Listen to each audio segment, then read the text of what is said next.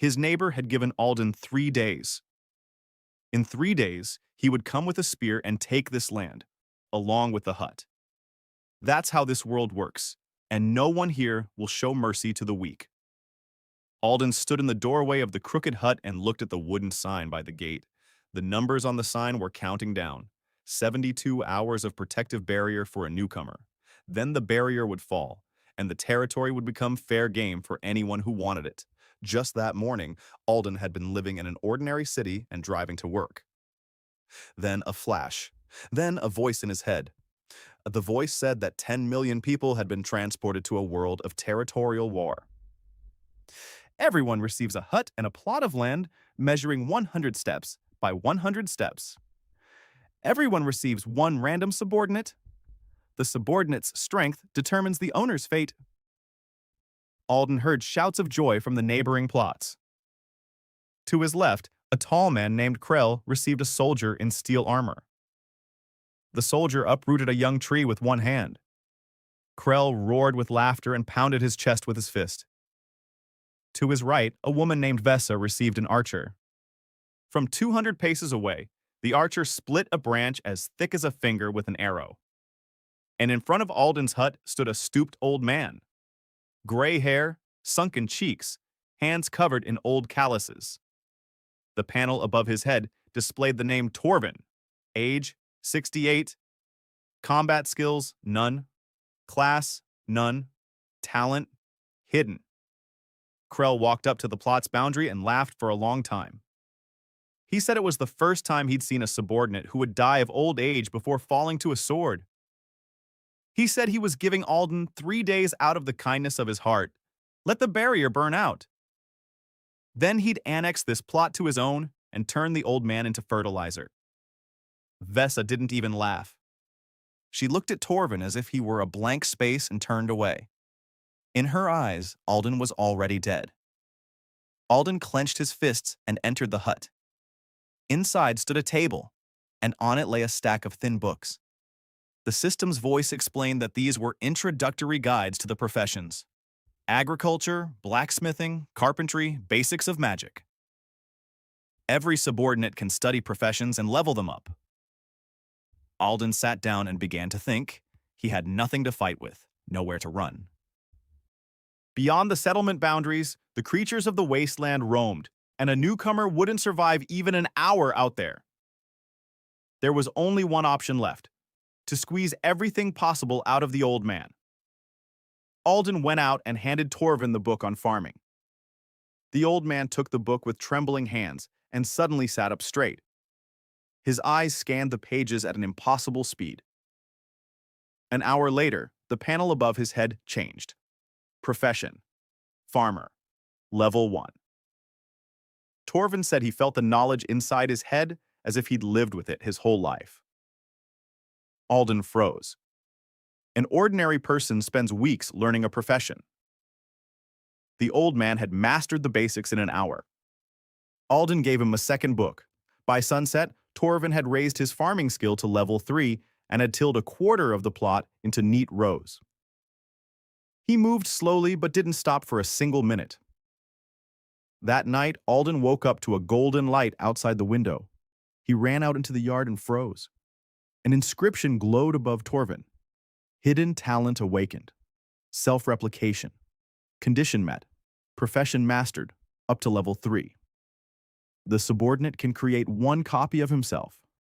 The copy retains all the knowledge and skills of the original. After mastering a new profession, each copy can create its own copy. Alden reread the inscription 3 times. Then once more. His hands trembled. One worker is a death sentence. But a worker who can replicate himself is not just a worker. He is a future army. He is a future city. He is a future country. Torvin looked at his master and asked for permission. Alden nodded. The old man closed his eyes. The air around him thickened and glowed. The light took the form of a human. A minute later, a second Torvin stood beside the first. The same wrinkles. The same calluses. The same panel indicating the profession of a third-level farmer. The two old men turned toward Alden and bowed simultaneously. Alden looked at them and smiled slowly. The timer above the gate showed 60 hours until the barrier fell. Krell thought he was giving the doomed man 3 days. In reality, he'd given 3 days to the future machine that would grind him and everyone else to dust. Alden told the old men that no one would be sleeping tonight. The first Torvin returned to the garden beds. Alden handed the second Torvin a book on carpentry. Somewhere beyond the plot's border, the creatures of the wasteland were howling. Alden was no longer afraid of that howl. He feared only one thing: not making it in time. Alden had been transported into a world of territorial war and had been given the elderly Torvin, who lacked combat skills, while his neighbor Krell, along with a soldier, had promised to seize the plot 3 days after the protective barrier fell. That night, Torvin's hidden talent, self-replication, awakened, and the first copy appeared. The condition of the talent is to master a profession up to level 3, after which each copy can create its own copy. 60 hours remained until the barrier fell. The first night passed without sleep. The first Torvin finished the garden beds and planted the fast-growing seeds from the starter kit. This world system accelerated plant growth tenfold, and the first sprouts had already emerged by dawn. By morning, the second Torvin had raised his carpentry skill to level 3 and created a third copy. Now 3 identical old men were walking around the plot. Alden lined them up and assigned roles. The first is in charge of food. The second is building a palisade. The third received a book on blacksmithing. Alden quickly grasped the main rule of his new power. A copy inherits all the knowledge of the original at the moment of creation. That meant he had to copy the most skilled one. That meant every hour of training was multiplied across all the future old men. Alden began keeping track on a piece of bark. The hours until the barrier fell, the number of copies, and the profession levels. He carved the numbers with a knife and felt chaos turning into order. That afternoon, Krell came to the edge of the clearing again. He was about to taunt the doomed man and had already opened his mouth. Then he saw 3 identical figures, and his mouth remained open. One old man was hauling logs he'd dragged from the grove to edge of the plot. A second was leveling out holes for the palisade. A third was hammering a stone on a homemade anvil.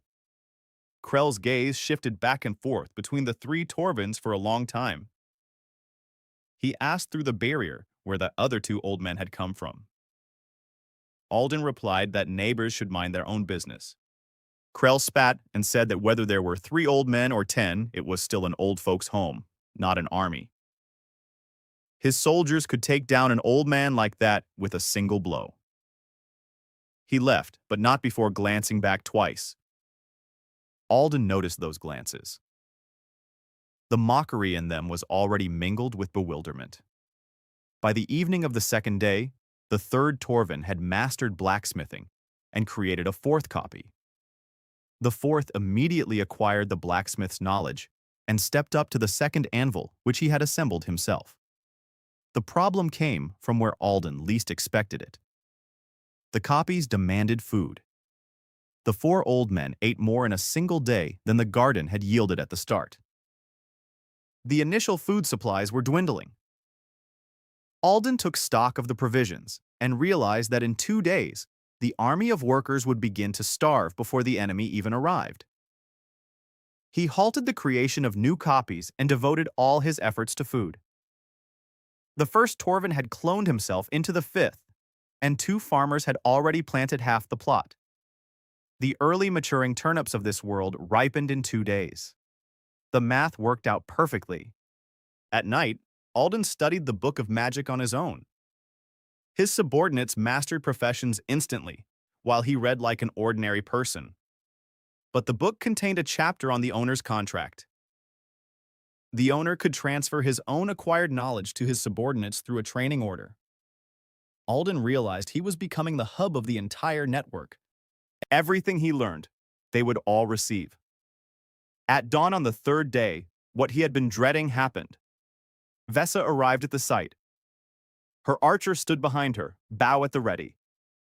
Vesa stared for a long time at the palisade that had sprung up overnight, at the garden beds with their perfectly straight rows of greens, at the smoke rising from two blacksmiths' forges. Yesterday, she'd seen a wasteland here with an old man. Today, a settlement was thriving here. Her expression changed slowly.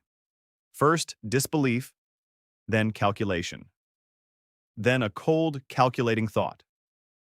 She said that Krell was gathering the neighbors to jointly seize this plot immediately after the barrier fell. She said she'd come to propose something else. An alliance. Her arrows in exchange for food and walls. Alden asked why he should trust someone who, 3 days ago, had looked at him as if he were dead. Vesa replied that the dead aren't offered alliances. The dead are divided up. And she knows how to admit her mistakes in time. Alden thought for a long time. The archer was covering his main blind spot. None of the clones knew how to fight. He agreed to a trial alliance until the end of the week. Vesa moved her flag closer to his border, and the system announced the formation of an alliance between the two territories. The timer showed 12 hours until the barrier fell. 5 old men worked nonstop. The 6th clone appeared at noon and immediately began erecting the second row of palisades. Alden stood on the unfinished watchtower and looked toward Krell's sector. People were gathering there. He counted 4 owners and 4 fighters. Krell had no intention of waiting for the strange plot to grow even stronger. He planned to crush it within the first hour of the war. The clones were multiplying along the occupational chain, and there were already 6 Torvins on the plot, while Alden learned that he could pass on his own knowledge to his subordinates through the owner's contract. A problem arose regarding the food shortage, which was resolved through accelerated farming. Vesa went from contempt to alliance, and warned that Krell had gathered 4 owners with fighters to seize the sector immediately after the barrier fell in 12 hours. The barrier went out at sunset. The sound was like a snapped string, and the last digits vanished above the gates. Krell didn't wait for morning. 8 figures moved toward Alden's plot at dusk. 4 landowners and 4 fighters. Leading the way was one of Krell's soldiers in steel armor, carrying an iron-shod battering ram. Alden watched them from the watchtower and ran through the plan. The plan stemmed from a simple idea. The copies cannot fight, but they can build and count, so the earth itself would do the fighting. The enemies covered the first 100 paces without incident. On the 101st step, Krell's soldier sank waist-deep into a pit covered with turf. The carpenter replicas had dug 30 such pits overnight, and Alden remembered every single one.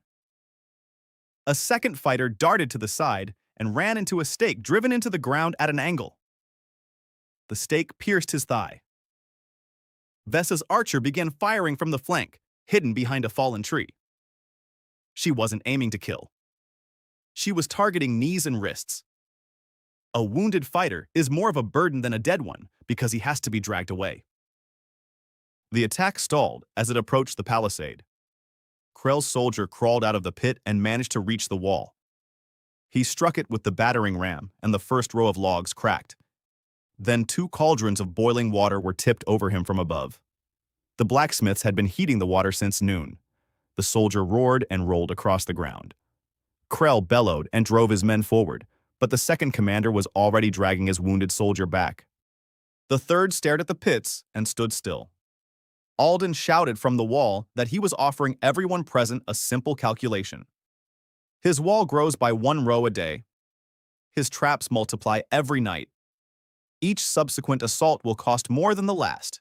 Whoever withdraws now will be able to trade with his forge in a week's time, instead of feeding his vegetable garden with their bones. The third owner was the first to turn and lead his fighter away. The second followed suit. Krell remained with the scalded soldier, facing the wall and the arrows. He growled that this wasn't the end and retreated into the darkness. Alden climbed down from the watchtower and saw that his legs were shaking. 6 old men lined up in a row and bowed simultaneously.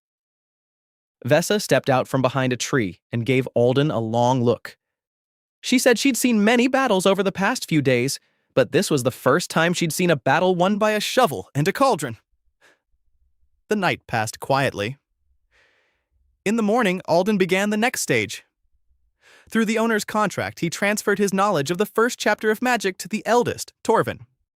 The old man closed his eyes, and an hour later, a line appeared above his head. Profession: Mage. Level 1. 3 hours later, the level rose to 3, and a 7th clone appeared who immediately knew magic.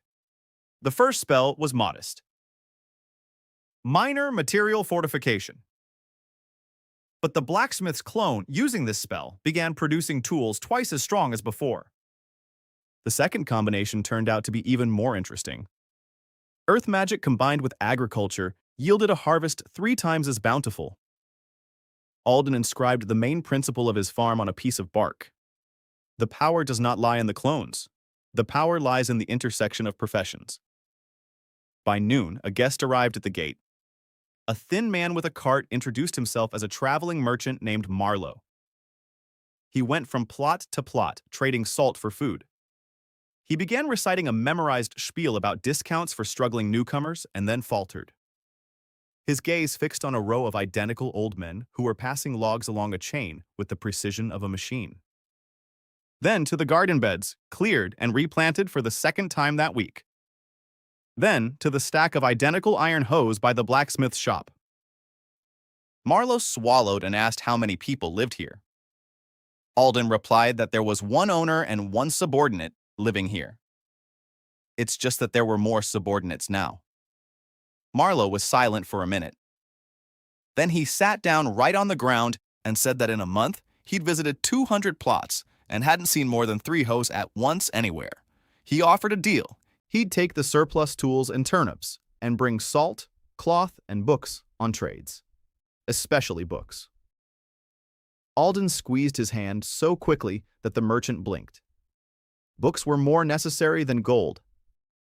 Every new profession meant a new branch of copies. That evening, Alden stood by the map he'd scribbled on a board. 8 copies. An ally with a bow. A trade route. A repelled assault. He allowed himself a single minute of satisfaction, and the minute was over. Before leaving, Marlowe lowered his voice and said one thing. Rumors in this world travel faster than carts. In a week, the whole valley will know about the plot where old men are multiplying like loaves of bread. And in the valley sits a man named Gatar. He has 20 plots and 30 fighters under his banner. Gatar calls himself a baron and takes whatever he deems interesting. Marlowe said that Gatar would find this place interesting very soon. Alden looked at the 8 old men having supper by the fire. A week ago, a neighbor with a single soldier had frightened him. Now the valley lay before him. Krell's nighttime assault had been repelled by traps filled with boiling water and Vesa's arrows, after which 2 landowners left his coalition and Krell retreated, seething with rage. A form of magic had been mastered that, when combined with professions, enhances tools and crops, and the number of copies had increased to 8. The merchant Marlowe signed a contract to exchange surplus goods for salt, cloth, and profession manuals, and warned that Baron Goddard, who held 20 plots and 3 dozen fighters, would soon take an interest in the plot. Alden gave himself 10 days before the Baron's visit and was off by just 1. During those days, the plot ceased to be a plot. The system announced that the territory's status had been upgraded to a village once the number of buildings exceeded 20. The borders were expanded by seizing unclaimed lands in the surrounding area, and every morning the carpenter clones moved the flag 100 paces further. The growth took place through construction, which Alden could see from the watchtower. On the first day, a watermill went up by the stream. On the 3rd day, a large smithy with 4 forges began to smoke. On the 5th day, the copies erected a stone tower in the center, and Vesa moved her post there. On the 7th day, the school began operating, where a single old man taught 6 newcomers at once from a book. Marlowe came every 2 days, and each time sat down on the ground by the gate, because his legs gave way at the sight of it all. He brought books on weaving, stonemasonry, herbalism, and alchemy. Each book turned into a branch. Each branch produced copies. By the 10th day, 26 Torvins were walking around the village, and Alden had them wear numbers embroidered on their sleeves. He no longer gave orders to each one personally. He appointed the first Torvin as headman and relayed orders through him. The system had transformed from a single node into a tree. There was now more than enough food, and the surplus went into storage. Another problem arose, and Alden overlooked it. That night, the 26th copy stopped in the middle of the courtyard and stood motionless until morning. The panel displayed a line Alden had never seen before. Original's stability limit. The talent draws power from the life thread of the first Torvin. Current limit, 30 copies. Exceeding the limit will sever the thread. Alden went cold. The army had a limit, and that limit was near. He asked the elder if he sensed anything. The first Torvin replied that, starting with the 20th copy, he heard a faint ringing inside, like that of a taut string. Alden forbade the creation of more than 28 copies. He kept 2 in reserve for emergencies. The answer was found in the alchemist's book. The elixir to strengthen the thread of life required silver root herb, which grew only in the wastelands beyond the valley's border. Alden jotted this down on his to-do list, but he had to set the list aside immediately. On the 11th day, a horn blared at the gate. Baron Gottar arrived with 12 gardeners. He was as broad as a door and wore a cloak made from the hide of a striped creature. He would have ridden straight through the gate, but the gate was closed, and 36 identical faces stared down at him from the walls, a sight that brought even his horse to a halt. Gottar surveyed the walls, the mill, the tower, the smoke rising from 4 forges. He had come to claim the farmstead with the wondrous old man, but what he saw was a fortified settlement. His jaw moved as if he were chewing over his own plans. He declared that the valley was under his protection, and that protection would cost half the harvest and all the blacksmith's output. Alden stepped out onto the wall and replied that the settlement was willing to pay 1/10 of the harvest as a reasonable tax for peace. The smithy would remain his. Gottar laughed and asked if Alden knew what happened to those who haggled with the Baron. Alden replied that he knew what happened to those who stormed walls that grew taller every night. He suggested the Baron do the math. 12 horsemen against walls lined with boiling water traps and archers in the tower. Even if the Baron won, he would lose half his men for a village that would burn its own storehouses before falling. And the tithe from that village in half a year would be more than the total income from his 20 plots. Gottar was silent for a long time. His men exchanged glances. Finally, he said he would give the village a month's trial tithe and rode off without saying goodbye. Vessa, standing on the tower, exhaled and lowered her bow. She said that Alden had just bargained with a man who hangs dissenters from the city gates. Alden unclenched his fists and felt that his palms were sweaty.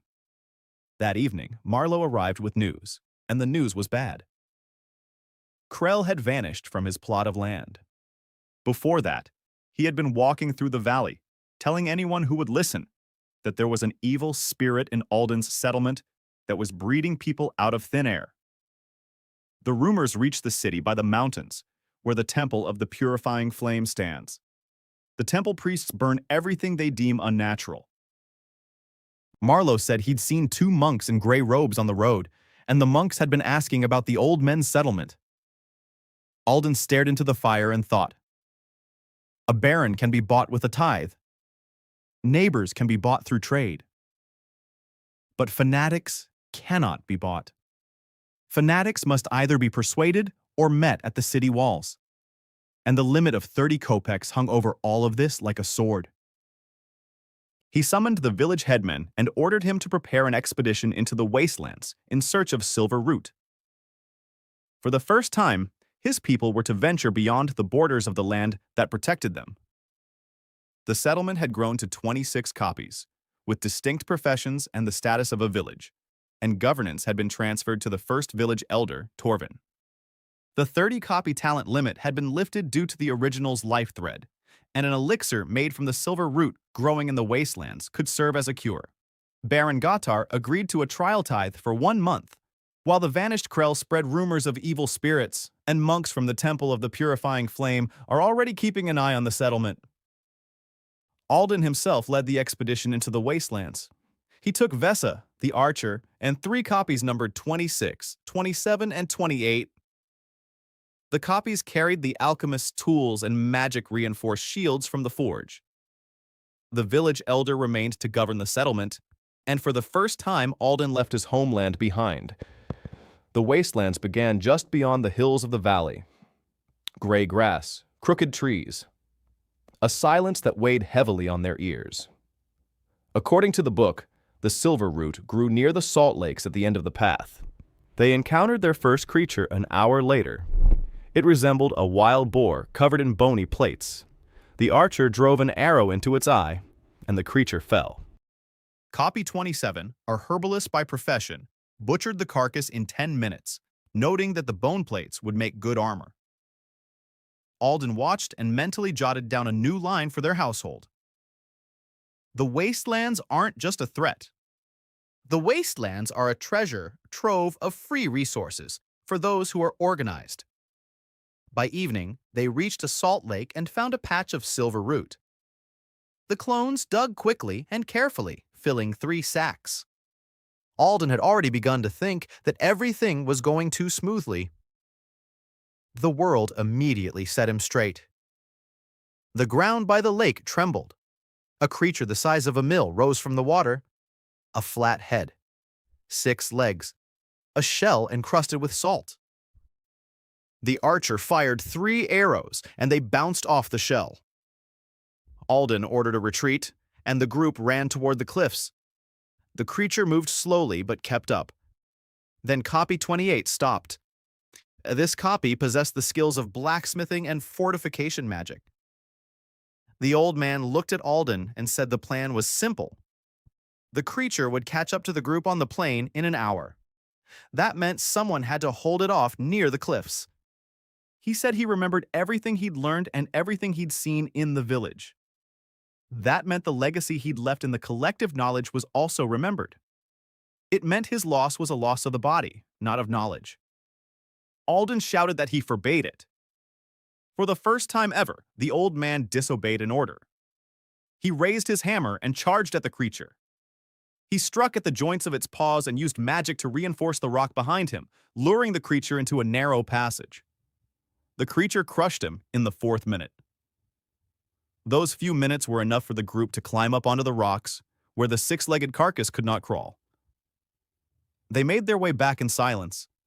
Alden carried the sack of roots and felt its weight, as if it were the weight of a person.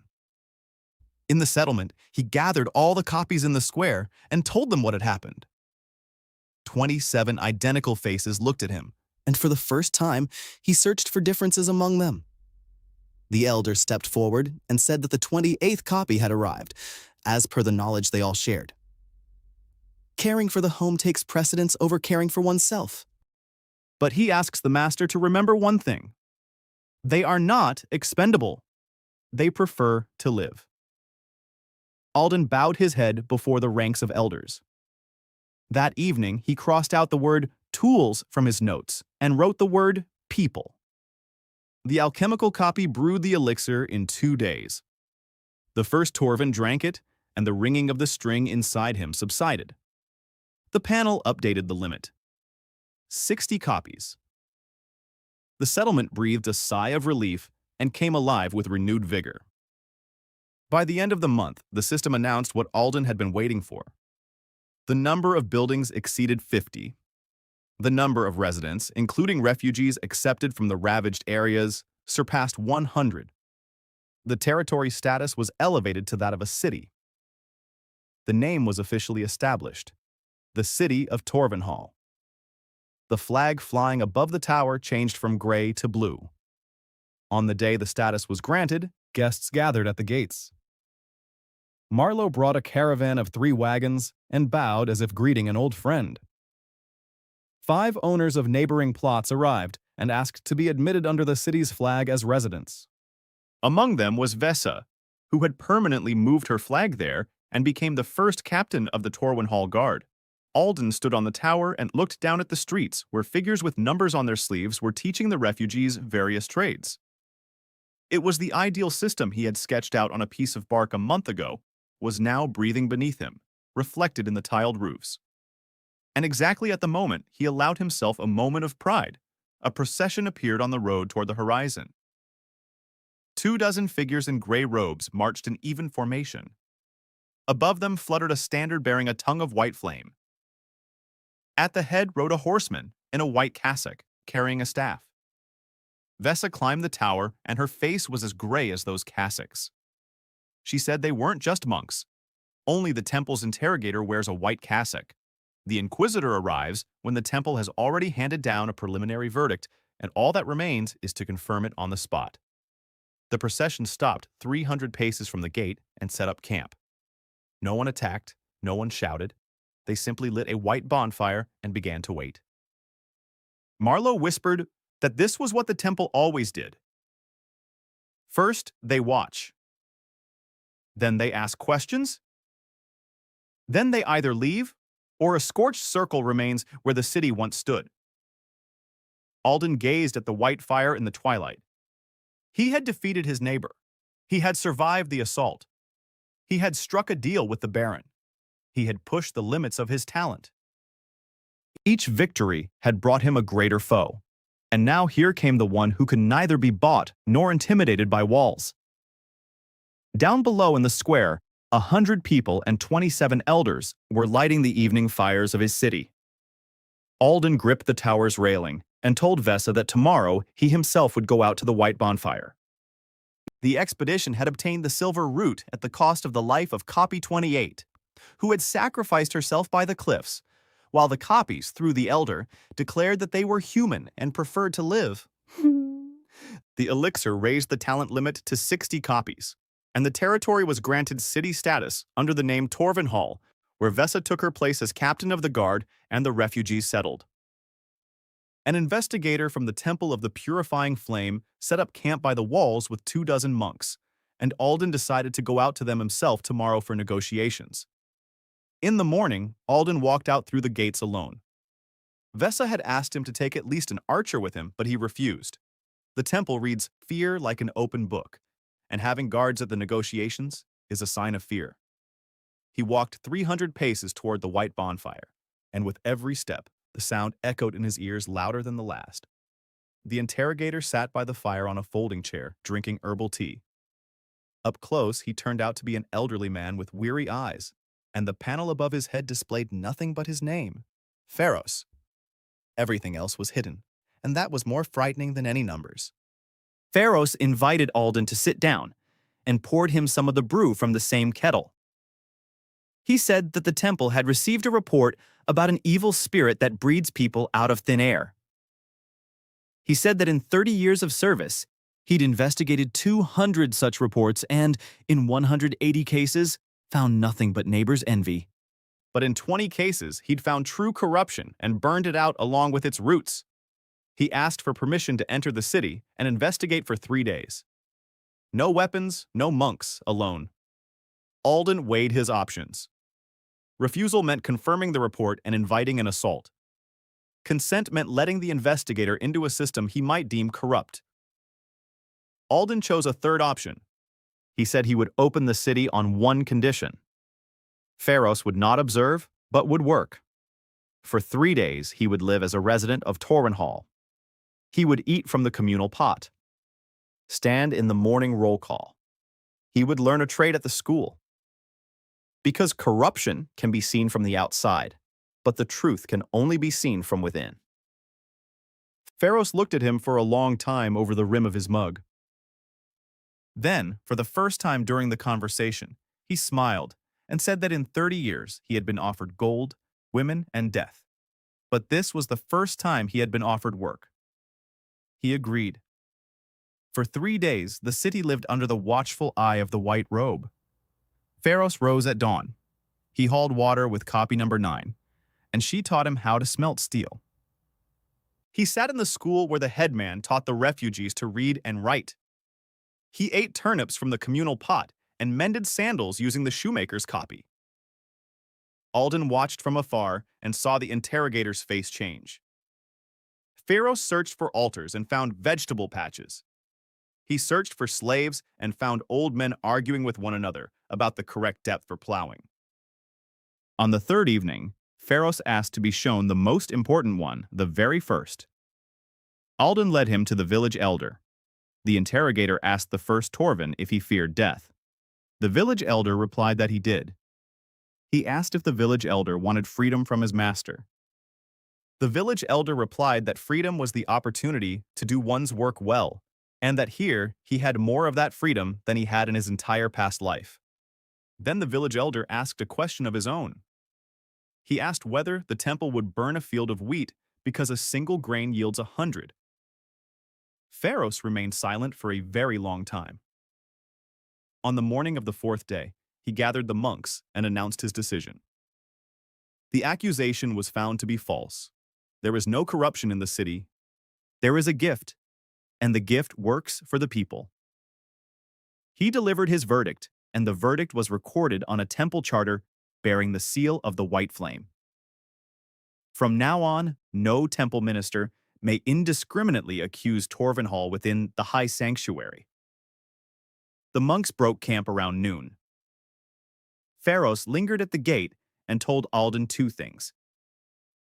First, the accusation was written by a man named the name of Krell, and Krell now serves at Baron Gotter's court. Second, the charter protects against the temple, but not against people who use the temple as a weapon. Such people, having found one weapon, seek a second. Pharaoh rode off, and Alden remained standing with the charter in his hands. The city behind him erupted in jubilation. The copies didn't know how to cheer loudly. They simply stood there, smiling identical smiles. And at the sight, Vessa's eyes welled up with tears. That evening, Alden laid out everything he knew on the table. Krell hadn't disappeared. Krell had infiltrated the Baron's inner circle and was striking through others. The first blow, aimed at the temple, had been repelled. That meant there would be a second blow, and it would strike where the city was not protected by the charter. Marlowe brought the reply 2 days later. Baron Gotter announced to his entire court that the month-long trial tithe period was coming to an end. And that, according to reports from his new advisor named Krell, the city of Torwenhall is concealing the true size of its harvest. Therefore, the Baron will personally arrive with his retinue to conduct the recount. And if he finds even a single hidden sack, he will take not just the tithe, but the entire harvest. Alden stared at the map of the valley. He had won his case against the temple, and that very victory had prompted his enemy to make his next move. Krell realized that the city could not be burned down in the name of another faith. Now he would try to suffocate it with another's authority. Investigator Pharos spent 3 days in the city as an ordinary resident and declared the accusation false, issuing a charter bearing the seal of the white flame that protected Torwenhall from the temple's charges without a supreme tribunal. It turned out that the denunciation had been written by Krell, who now serves as an advisor at Baron Gotter's court. The Baron announced that he would personally arrive with his retinue to inspect the harvest and would take everything if he found even a single hidden sack. There were 4 days left to prepare, and Alden turned them into one long day without nights. The task was strange for any town, not to hide its wealth, but to display it properly. Alden saw through Krell's trap at first glance.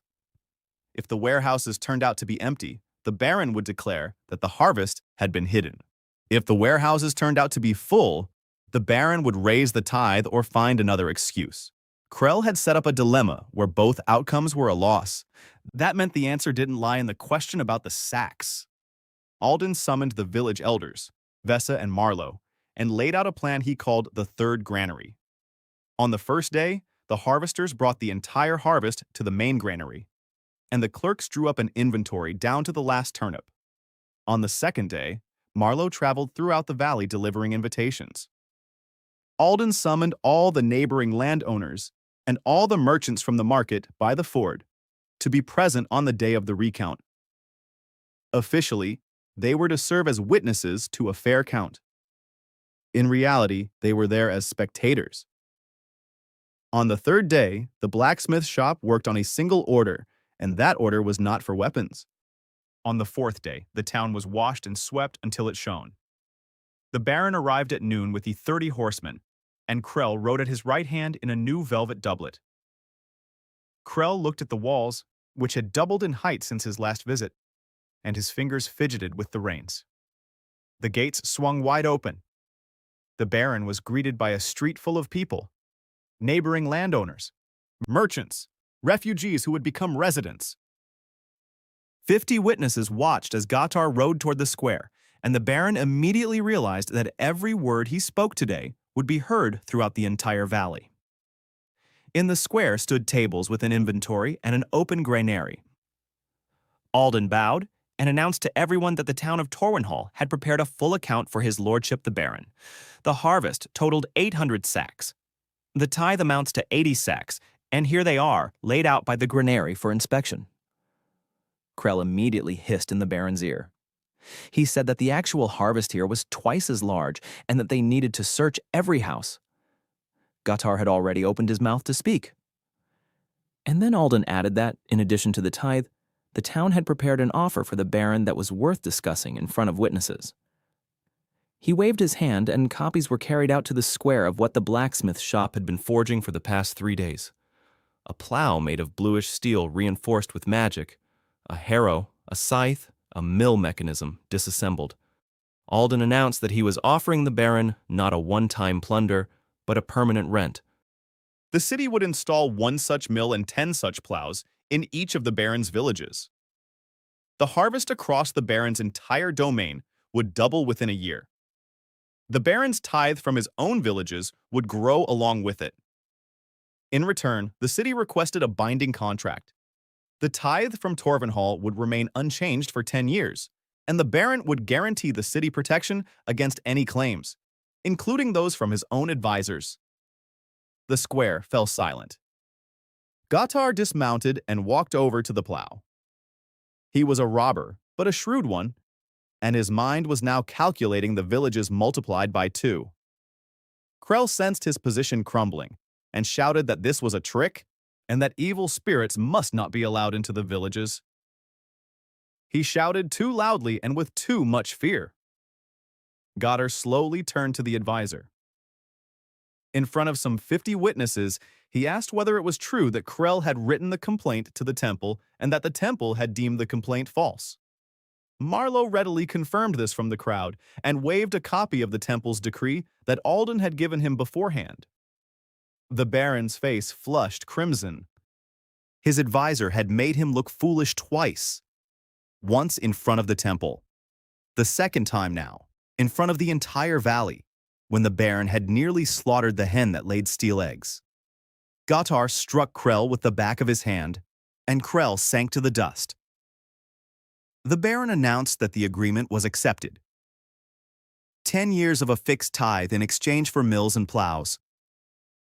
The Baron's scribe and the village headman sealed the document in the presence of witnesses. Before leaving, Gatar gave Alden a long, heavy look and said quietly that he both respected and feared intelligent neighbors, and that Alden should remember which of those feelings usually prevails among barons. The Baron's men led Krell away with his hands bound. According to court law, a counselor who had deceived his lord was sent to the pit. As he passed Alden, Krell raised his battered face and whispered that he wasn't the only one who had been plotting against him. That the letters about the city of the elders hadn't gone only to the temple. That beyond the mountains there were those who gathered people like Torvin. And that when they came, the Baron and the temple would seem like good neighbors to Alden. That evening, the city celebrated the treaty. Alden sat in the tower above the bonfires, mulling over the words from the broken man's mouth. He summoned Marlowe and asked him to find out everything about those who, beyond the mountains, were gathering people with gifts. Marlowe's face darkened, and he said he'd heard rumors. Beyond the mountains lies the Kovan Empire, and the empire does indeed buy and steal people with rare talents from all over the world. The tales called this place the Garden, and according to rumors, no one ever left the garden. Alden broke Krell's power through a public recount in front of 50 witnesses and an offer of rent in the form of mills and plows in exchange for 10 years of fixed tithes and protection. The Baron accepted the agreement and the exposed Krell was sent to the pit, but he managed to say that letters about the city had spread far and wide, even beyond the mountains. Marlowe explained that the Coven Empire was gathering bearers of rare talents in a place called the Garden, from which no one ever emerged.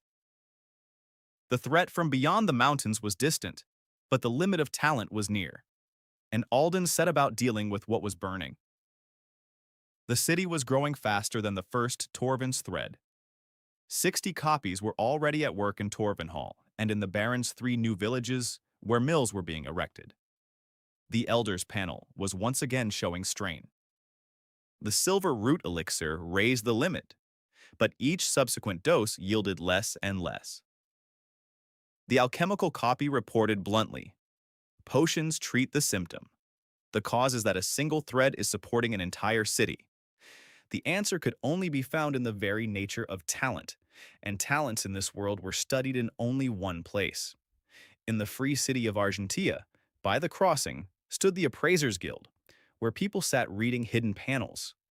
Alden set out on his journey, and for the first time, the city saw its master off to foreign lands. He took Vessa, 2 spears, and Marlowe as his guide. The village elder remained behind to tend the farm and, as he bid farewell, said one thing. He asked Alden to find out from the guild not what talent gives, but what talent wants. Alden remembered those words. Argentia stunned them with its noise after months of life behind the palisade. A river port, a market spanning 3 streets, mercenaries at every gate. Marlowe led them to the guild tower and explained the rules along the way.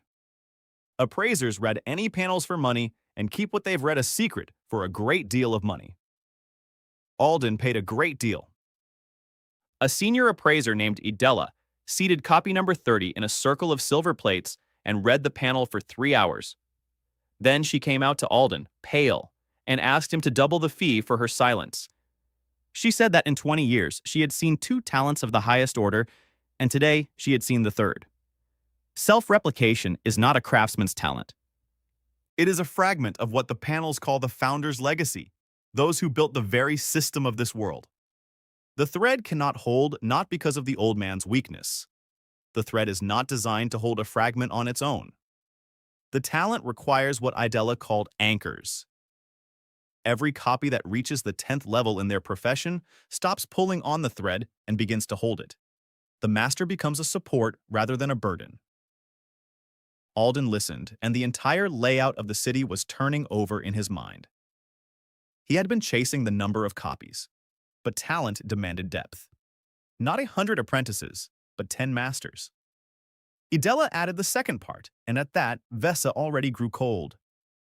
Panel readers aren't found only in the guild. Coven's imperial trackers carry pocket crystals, and one such person was in the guild a month ago. He asked whether the talent assessors had ever encountered multiple body talents. Idella replied at the time that they had not. Now she knows she was right to lie. On their way back from the tower, they were met by Argentia herself, in the form of the city magistrate. The rumor of a guest bearing a white flame charter and steel plows had spread faster than the guest himself. The magistrate offered Torvinhall a row of stalls at the market and a seat on the Council of Free Settlements. Alden signed the trade agreement, but declined the council seat. Too many eyes. On the way home, while they were spending the night by the ford, a man sat down by their campfire. An ordinary face, a dust-covered driver's cloak. He asked for some hot water and started talking about the weather. Copy number 30 suddenly stood up and positioned himself between the guest and Alden. The old man said the man wasn't looking into their eyes, but over their heads. That's how those who read the panels look. The guest smiled and stopped pretending. He placed a crystal on the ground and introduced himself as a 3rd-rank hunter of the Coven Empire named Sarek. He said he had come not to fight, but to assess. The Empire had known about the City of the Elders for a month. The Empire was offering the owner of the talent a move to the garden, a palace, resources, eternal life for the original. In exchange, the talent would work for the Empire. Alden asked what would happen if they refused. Sarek shrugged and replied that he was merely an accountant. Accountants come first. Collectors come second, and collectors don't ask questions. He bowed and vanished into the darkness before Vesa could raise her bow. In the morning, they rode their horses home, and Alden remained silent the whole way. He looked at copy number 30, dozing in the wagon, and formulated a new plan in his head. 10 10th-level masters as anchors for the threads. Higher walls. The treaty with the Baron as a shield from the south. The temple's charter as a shield from the west. And somewhere to the east, beyond the mountains, the machine had already awakened. One that sends out accountants first. At home, by the gate, the village elder was waiting for him. And from the old man's expression, Alden realized that things weren't entirely peaceful at home either. The elder reported that yesterday, copy number 11 had reached the 10th level in blacksmithing. The first master. And the moment the golden mark of mastery flashed above her, all 60 copies throughout the valley froze for a minute and saw the same waking dream. A vast hall, thousands of identical figures, and a voice that said the first of the 10 had been found. The Appraisers Guild in Argentea revealed that saw reproduction is a fragment of the founder's legacy, and the thread is reinforced by anchors, that is, copies that have reached the 10th level of their profession, of which 10 are needed. The Imperial hunter Sarek found Alden and offered him a move to the garden, promising that after the accountants come, the collectors who ask no questions. Back home, copy 11 became the first master, and all the copies simultaneously saw a vision of a hall filled with thousands of figures, and a voice announcing that the first of the 10 had been found. The city went on a war footing without a single shot being fired. Alden convened a council consisting of the town elder, Vesa Marlowe, and Master 11, and sketched out 2 fronts on the board. The first front consisted of the 10 anchors. The second front was the defense against the collectors. For the first front, the decision was simple but ruthless in its timing. The school was being restructured to accommodate the depths. Previously, a copy had taught a profession up to the 3rd level, and then created the next one. Now, 9 chosen copies were relieved of all other duties and advanced to the 10th level, each in their own field. There was already a blacksmith. That left a farmer, a carpenter, a stonemason, a weaver, an herbalist, an alchemist, a mage, and a cook. Alden donated to the school all the advanced level books he'd bought in Argent and the entire treasury's reserves to cover the shortfall. Marlowe left on the most expensive commission of his life. On the second front, the rest of the 100 workers were busy. The walls received a 3rd row of bricks and a stone facing. Beneath the city, the guards were digging an underground passage toward the ravine behind the grove. A permanent watch post was set up on the tower, equipped with a spyglass from Argentea. Vesa recruited 3 dozen guards from among the refugees and put them to work from dawn to dusk. A week later, the first inspection arrived, not from the east, but from the south. A messenger from the Baron, wearing a black ribbon on his sleeve, appeared at the gates. Baron Gotter had summoned everyone who owned land in the valley. A prisoner named Krell had escaped from the dungeon.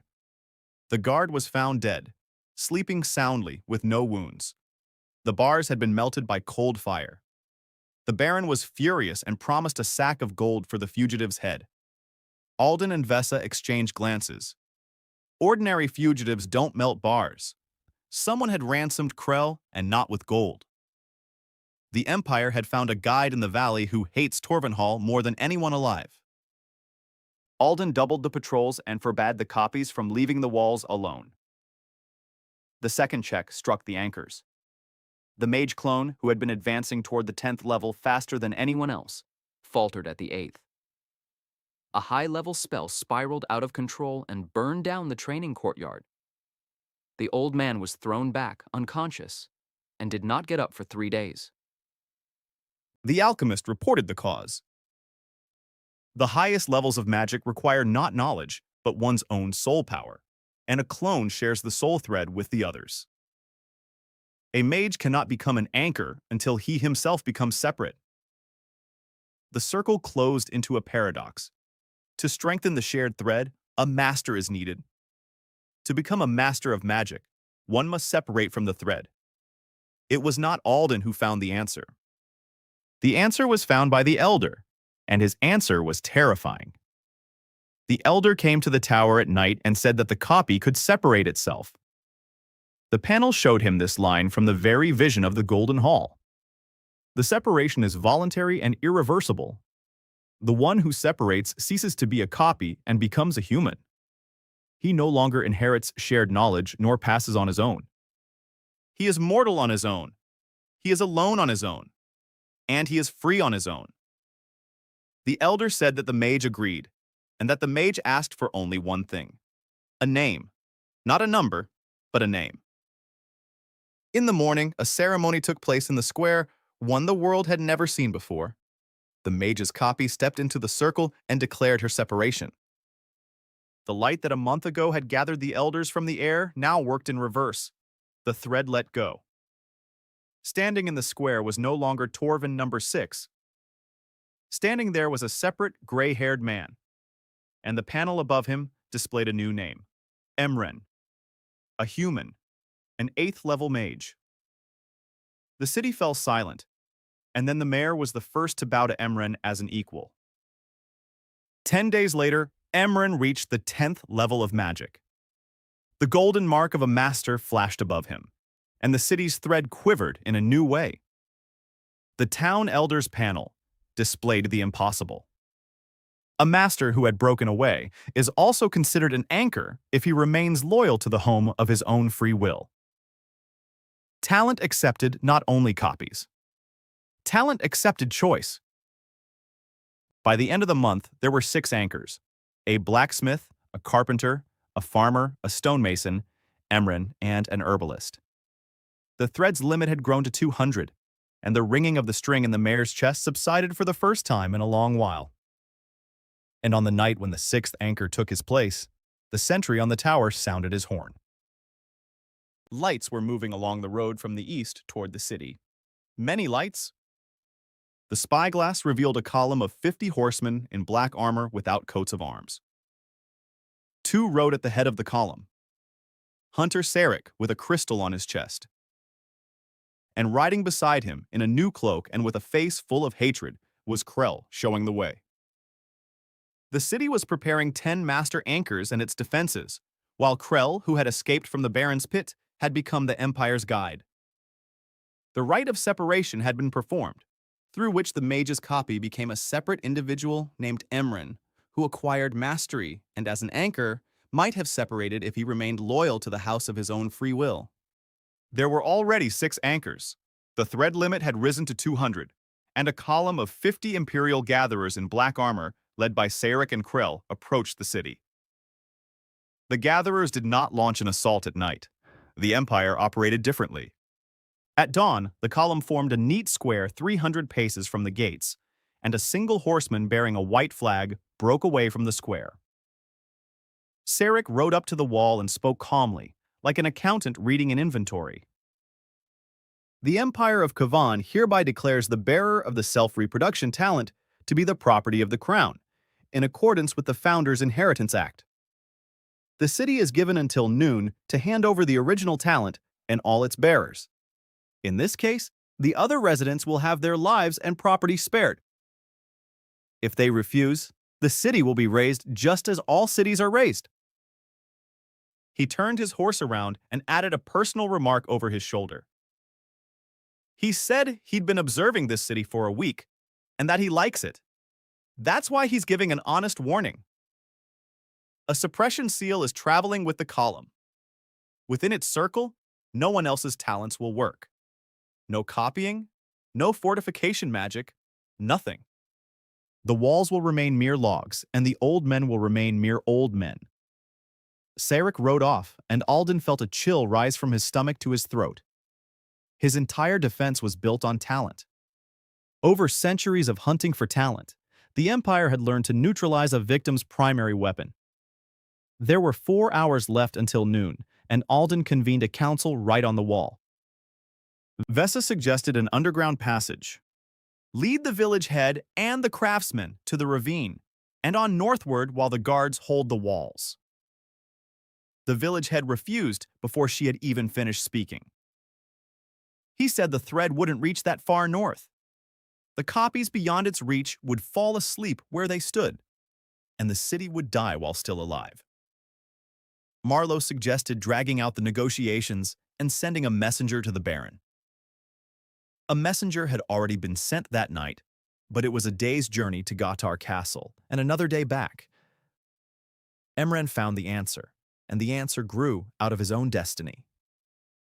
He said that the suppression seal stifles talents, but he is no longer a talent.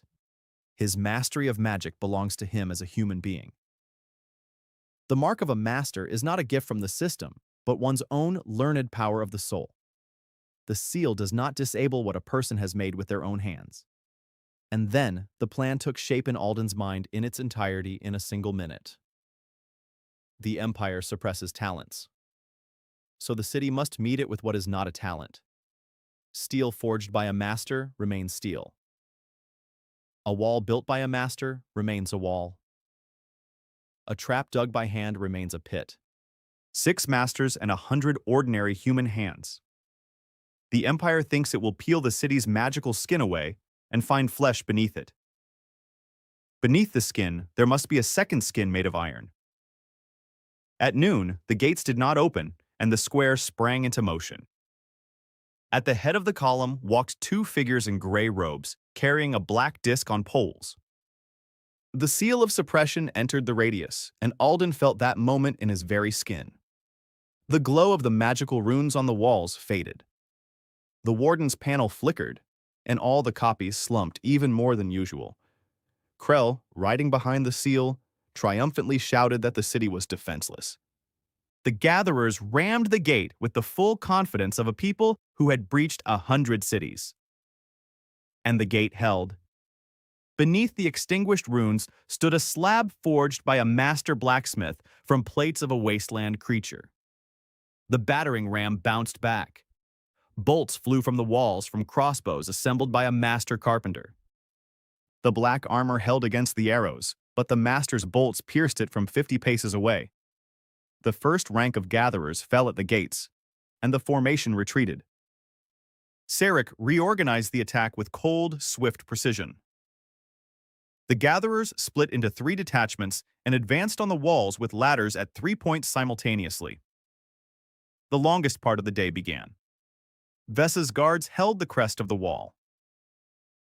The copies could not create new ones, nor could they reinforce themselves, but the seal did not forbid them from digging, hauling, and pouring boiling water.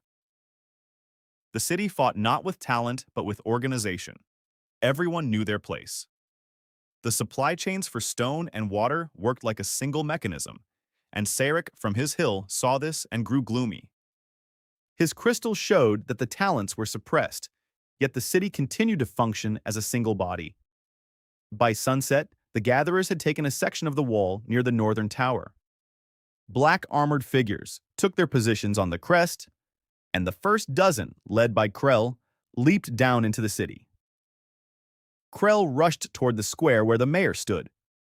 He wanted to personally deliver the original to the Empire and claim his new life. Emran blocked his path. The old mage stood alone in the middle of the street, and Krell laughed that the sorcerer had forgotten about the seal. Emran raised his hand, and a bolt of lightning, one he had learned, not been given, shot from his palm. The seal suppressed foreign gifts, but was powerless against the master's own soul power. A dozen men in black armor lay dead in the street within 10 heartbeats. Krell was the sole survivor and crawled back toward the wall, his shoulders smoldering. And at that moment, horns blared across the valley. Baron Gotar's entire retinue was marching up the road from the south. Alden's messenger had ridden 2 horses to the limit, but the Baron had roused his men in the middle of the night. Gotar rode up the hill opposite Sarek and bellowed across the field that, according to the treaty sealed before witnesses at Thorvenhall, the land was under his protection, and that the empire now stood on his land without his permission. Cyric didn't hesitate long. 50 tax collectors, battered by the storm, against a fresh retinue in a city that hadn't yet been subdued. The numbers didn't add up. He raised his hand, and the column began its retreat in formation, carrying the seal away. As they passed Gotter's Hill, the huntsman shouted one last thing to Alden. He said that accountants and collectors were the first two stages. In the third stage, the Empire sends the Reaper, and that the Reaper had already left the garden. The Empire demanded the surrender of those with talent, and during the assault, deployed a suppression seal that stifled talents. But the city held out thanks to the organization's masterful craftsmanship and the strength of Emran's own soul, whose learned mastery the seal could not stifle. Krell was struck by Emran's lightning and retreated with the collectors when Baron Gotter's retinue arrived, who had fulfilled the defense treaty. As he departed, Cyric announced that, as the third stage, the Empire was sending the Reaper, and the Reaper had already left the garden. The word Reaper hung over the city like a low-hanging cloud. No one knew what it meant, and that uncertainty was worse than any siege. Alden decided that one could not simply wait out the cloud. The cloud had to be studied. The morning after the harvesters left, he sent out 3 inquiries. Marlowe rode to Argentia to see the appraiser Idel. A messenger carried a letter to the investigator Pharos at the temple. The third letter was sent to the Baron, requesting that he use his connections to find out everything the court knew about the third tier of the Empire. While they waited for replies, the city tended to its wounds. The assault had claimed the lives of 8 guards and 2 copies who had perished on the northern wall. The city buried them in the new cemetery near the grove, and Alden ordered that the copies be given headstones bearing their names. The town elder announced the posthumous names of the fallen in front of everyone, and from that day on, a custom was born in Torvenhall. A copy who had earned respect was given a name during their lifetime, not just after their separation. Work on the anchors progressed faster than expected because war proved to be the best teacher. The herbalist, who became the 7th anchor, mastered the art of treating the wounded. The stonemason reached the 10th level while restoring the northern tower. The weaver mastered the art of making bandages and sailcloth for the mills. 9 anchors held the thread, and the limit rose to 500. The 10th remained, and at the 10th, the system fell silent. The headman's panel showed 9 pillars out of 10 and did not display the condition for the last one. The answers arrived a week later, one after another, and came together to form a picture that kept Alden awake for 3 nights. Idella sent an excerpt from the guild's oldest book. The Reapers are neither a detachment nor an army. T-Reaper is a single person. Over the centuries, the Empire has gathered hundreds of talents in the garden and learned to transplant them by harvesting them from their hosts. A Reaper carries within himself dozens of foreign, harvested gifts. One can hold out against the gatherers. According to the guild's records, no one has ever held out against a Reaper. Not a single city that refused the Empire still exists. Pharos sent the Temple Chronicle, and the Chronicle added the most important detail. 200 years ago, the Temple fought against the Empire and lost. But the Chronicle contains the account of the sole surviving witness to a duel with a Reaper. The witness wrote that the Reaper is invincible in battle because he counters every gift with a stolen gift, and that the only wound the Reaper could not heal was inflicted not by a gift, but by simple skill. The Reaper wears the talents he has severed like clothing. He possesses no power of his own because his entire life has been spent on transplants. The Baron sent a brief note. His people at the court of the neighboring kingdom confirmed that a lone traveler with a top-tier imperial travel permit had passed through the pass from Kovan a month ago. Description: a young man with white hair and gloves reaching to his elbows. He never takes off his gloves. Alden convened a council and laid everything out. The city had been granted a respite not because it had won, but because the Reaper had a long way to go and was in no hurry. According to Marlowe's estimates, they had a month, maybe a month and a half. The council remained silent for a long time. Then Emren spoke up and said what Alden had been thinking but was afraid to voice. The Reaper cannot be met with walls. Walls are a response to an army, but the Reaper is not an army. The Reaper can only be met with what he lacks, one's own mastery, grown from one's own soul. The city has 9 masters of the crafts and 1 master of magic, but not a single master of war. Vesa is the city's best fighter, and she is at the 7th level of the warrior's path. That means the city has a month to train a master of war. All eyes turned to Vesa, and she stood up. She said that it takes people years to advance from the 7th to the 10th level on the warrior's path, but people train alone, and she does not. Alden understood her before she had even finished speaking. The owner's contract allowed for the transfer of knowledge to subordinates. The right of separation allowed copies to become human. And a recent entry in the Elders panel, which no one had checked yet, allowed the reverse. A person who voluntarily joins the house's thread gains access to shared knowledge without losing themselves. Vesa asked to be accepted into Torvin Hall's thread. The ceremony took place at dawn. Vesa placed her palm on the elder's palm, and the panel above her flickered. She remained herself. She remained human.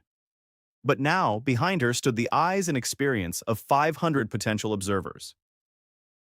Each copy that had witnessed the battle transmitted what it had seen into the collective memory, and Vesa drew from it as if from a well. Her training turned into what Alden called a war against 100 teachers. The copies took turns attacking her in the courtyard with poles, and each one remembered all the mistakes she had made the day before. By the end of the 2nd week, she had reached the 8th level. By the end of the 4th, the 9th. And at the 9th, she hit a wall that neither sweat nor memory could break through. The panel listed a single condition for mastery of the warrior's path: a mortal battle against a superior opponent. One cannot become a master of war in the courtyard. Only at the edge. And on the road from the east, sentries had already spotted a lone traveler, white hair, gloves reaching to his elbows. He walked slowly on foot and spent the night by strangers' campfires, and not everyone woke up in the morning where he had slept. Information has been gathered about the Lone Reaper carrying dozens of severed foreign talents, whose only weakness is the lack of his own mastered skill, and who is vulnerable only to true strength of the soul. 9 anchors are ready. The thread limit is 500, and it has been decided to make the 10th one a master of war.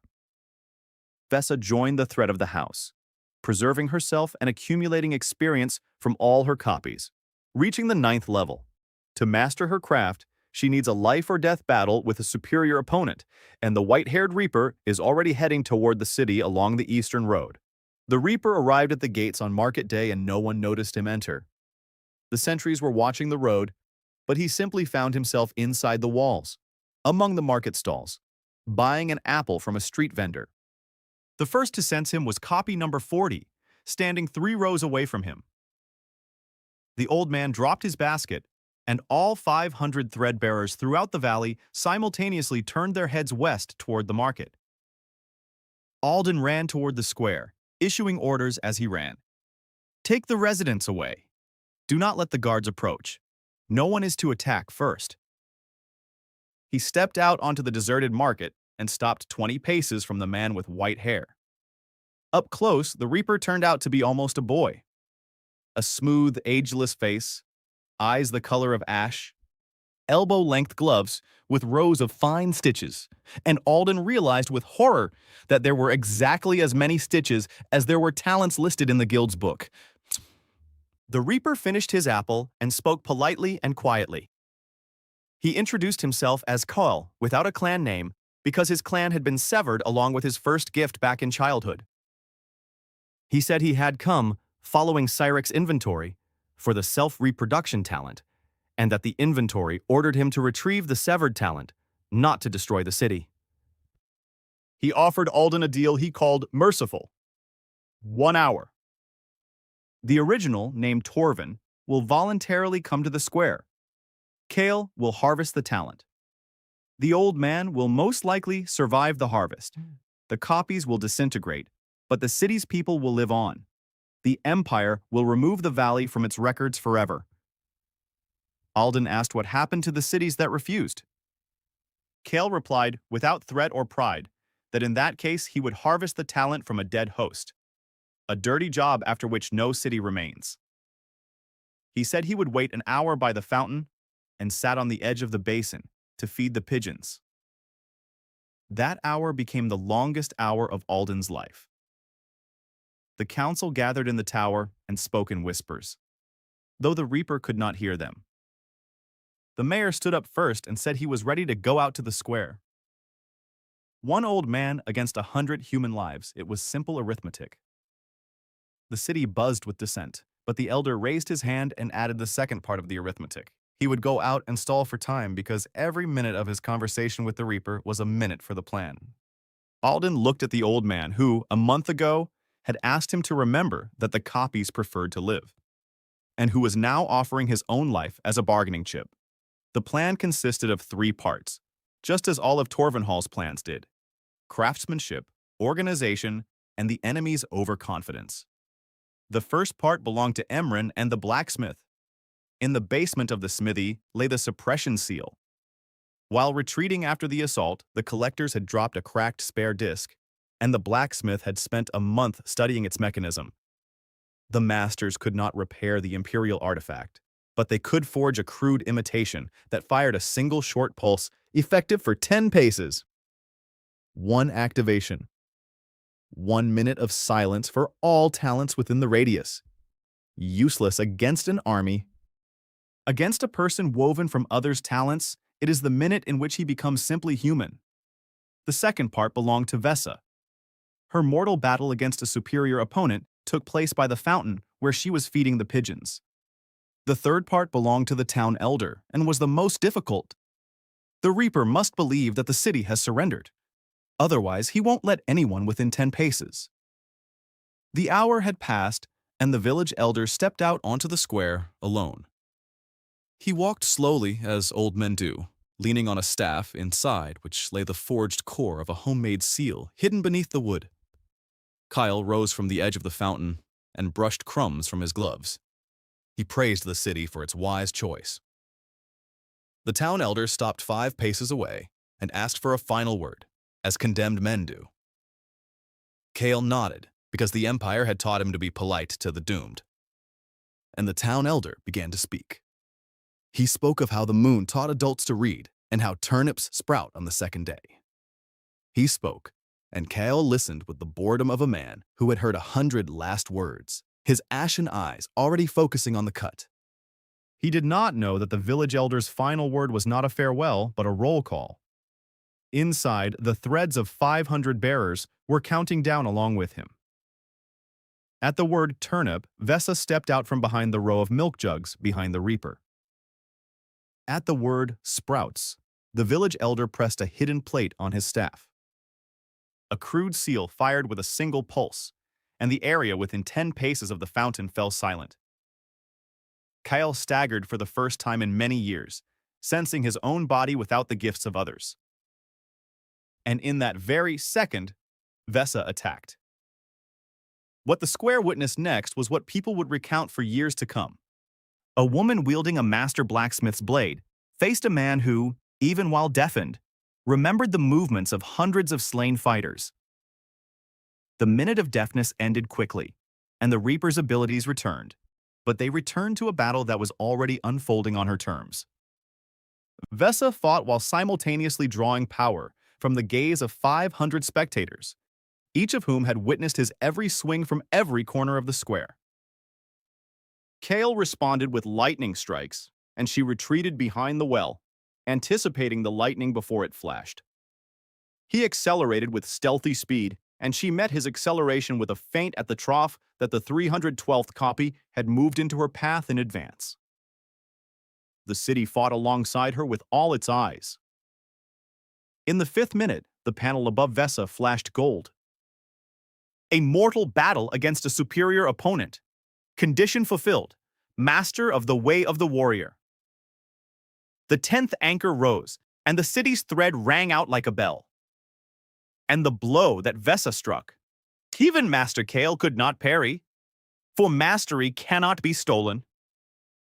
The blade sliced beneath the gauntlet, and the white seams burst. No blood flowed from the gash. Light streamed from the gash. Dozens of sparks, the severed talents, left the Reaper and melted into the air, returning to where they had been stolen from. Kale sank onto the stones by the fountain and watched the light fade away with an expression no one had expected. He watched with relief. The Reaper, Kel entered the city and gave them an hour to voluntarily surrender their talents, while the council devised a plan using a homemade, single-use suppression seal hidden in the Elder's staff. The Elder, feigning surrender, lured the Reaper into an attack, and Vesa, in battle with him and drawing on the experience of all Threadbearers, fulfilled the condition of a mortal duel and became a Master of War. 10th rank Rem. The Master's blow split open the Reaper's gauntlet, and the severed talents flowed out of him as light, while Kale himself greeted this with relief. Kale did not die. The city expected the Reaper, now devoid of talents, to crumble, but he lay in the infirmary with the Master Herbalist and was breathing. He was simply breathing. Vesa did not leave the doorway, her blade at the ready, and the captive made no attempt to flee or fight. On the third day, he spoke, and Alden recorded his story word for word because he realized he was hearing the history of the weapon firsthand. Kale was taken to the garden at the age of 6 when a faint gift for rapid calculation awoke within him. The garden turned out to be not a palace, but a farm. For centuries, the Empire had been bringing talented children there and cultivating them like crops. Weak gifts were harvested and transplanted into strong hosts. Kale had survived 40 transplants and became a Reaper, not by choice, but because of the nature of his body, the only one among thousands that did not reject the foreign gift. He said that about 300 children were currently growing up in the garden. He said that the harvest is a pain after which a person becomes gray and empty. And he explained why, in truth, the Empire is hunting for Torvin's talent.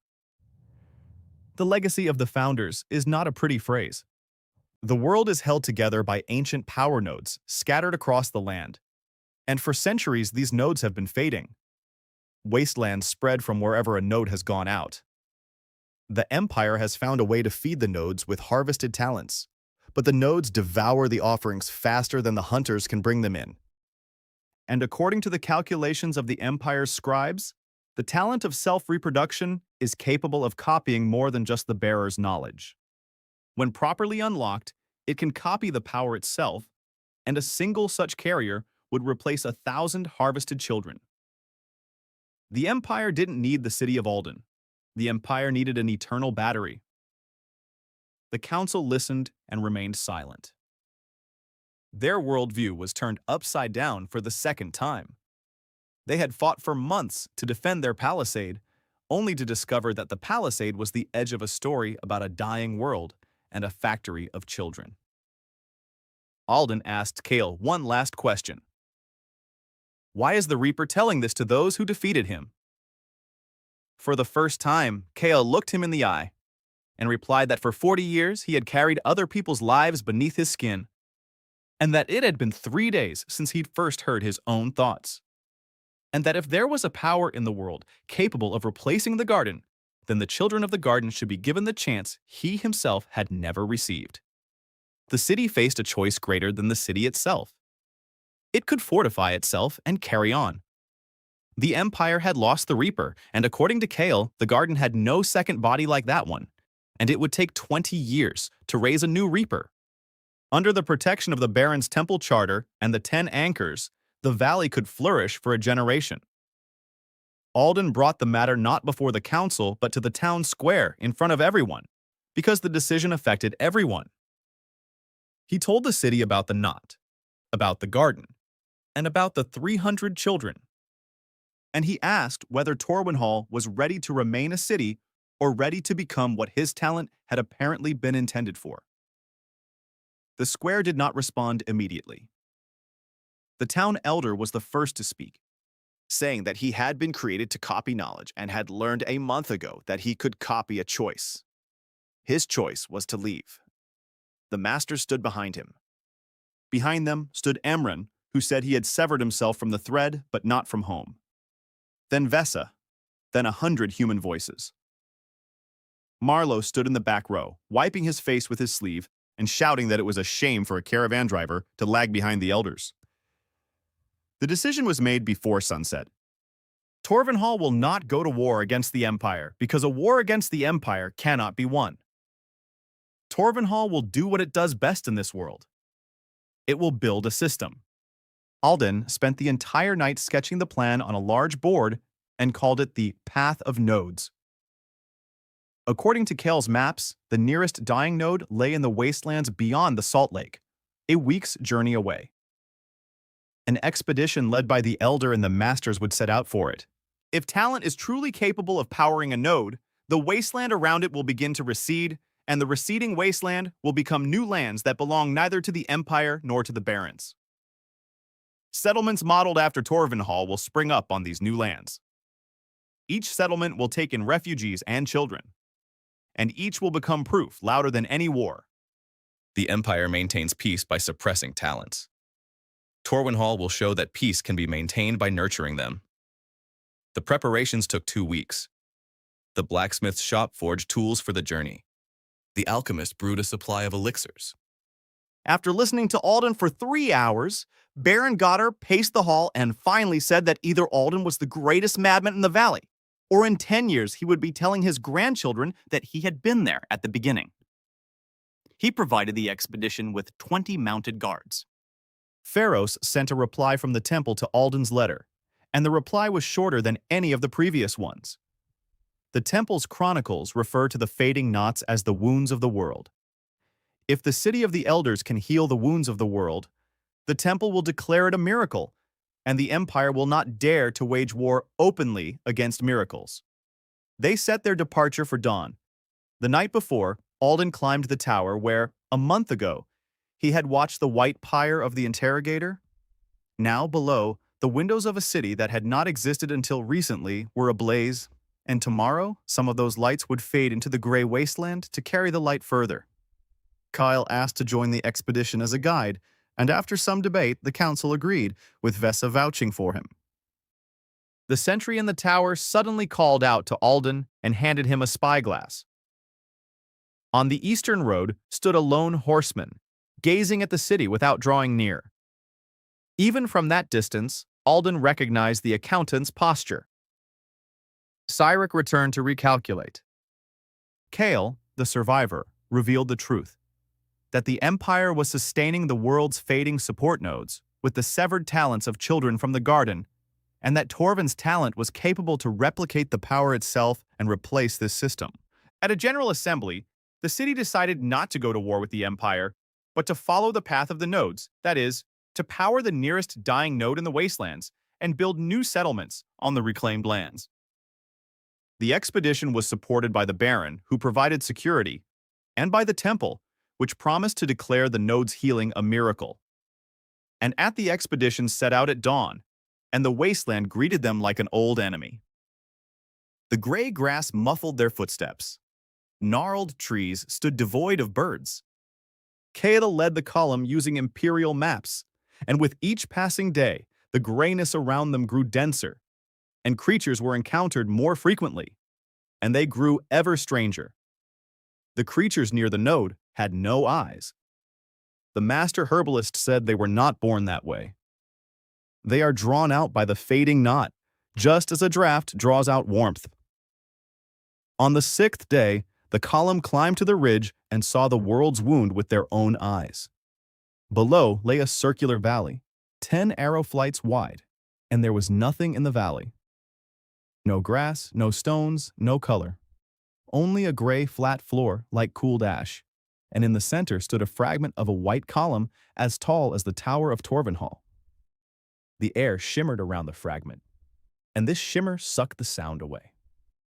The people in the valley spoke in whispers, without having agreed to do so. Kale said that the Empire pours 100 harvested offerings into such fragments each year, and this is enough to keep the ashes from spreading. The Empire had never attempted to heal the node because healing was not provided for in the inventory. The camp was set up on the ridge, and the Elder, accompanied by the Masters, descended toward the column. The talent panel came to life on its own the moment the old man touched the white stone. The lines appeared one after another, and Alden read them over the elder's shoulder, his heart pounding. A founder's anchor node has been detected. Status: fading. The bearer of the legacy has been identified. Restoration procedure available. Requirement: 10 anchors within the node's radius. Requirement: voluntary consent from each anchor. Warning: restoration will bind the thread of the home to the node forever. The home will become the node's guardian. The guardian will not be able to leave a radius of 1,000 steps for longer than a year. The council gathered right on the ashes, and the silence hung heavier than it had before the assault. This condition changed everything. Healing the world's wound meant chaining Torvenhall to this valley. The city lay a week's journey from here, and the city was home. The stonemason spoke first and said something simple that put Alden's mind at ease.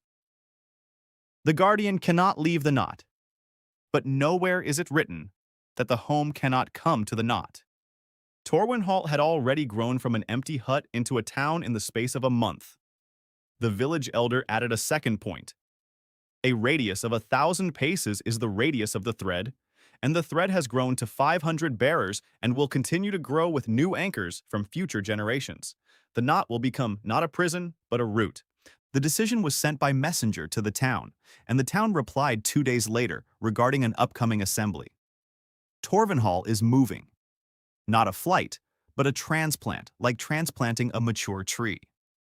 All 10 anchors gave their consent, and the 10th, Vesa, said that a warrior doesn't care where he stands, as long as there is something to stand for. On the 9th day, the elder and the 9 masters, along with Vesa, stood in a circle around the white columns and placed their palms on the stone. Alden stood outside the circle and saw a thread, one he had never seen with his eyes, become visible. 500 thin golden lines converged from beyond the horizon toward the 10 figures and passed through them into the stone. The column flared from within. The tremor in the air ceased, and across the gray floor of the valley, a wave of color spread from the center to the edges. The ash darkened and swelled, and the first green began to emerge upon it at the pace of a walking man. By sunset, half the valley had turned green. By morning, the grass had reached the ridge, and the eyeless creatures that had fled the wave at the edge of the wasteland were falling and rising again, now with eyes. The knot did not merely come to life. The knot was repaying a debt.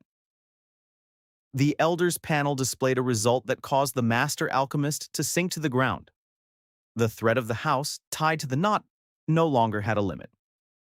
The artifact had fulfilled the purpose for which it was created.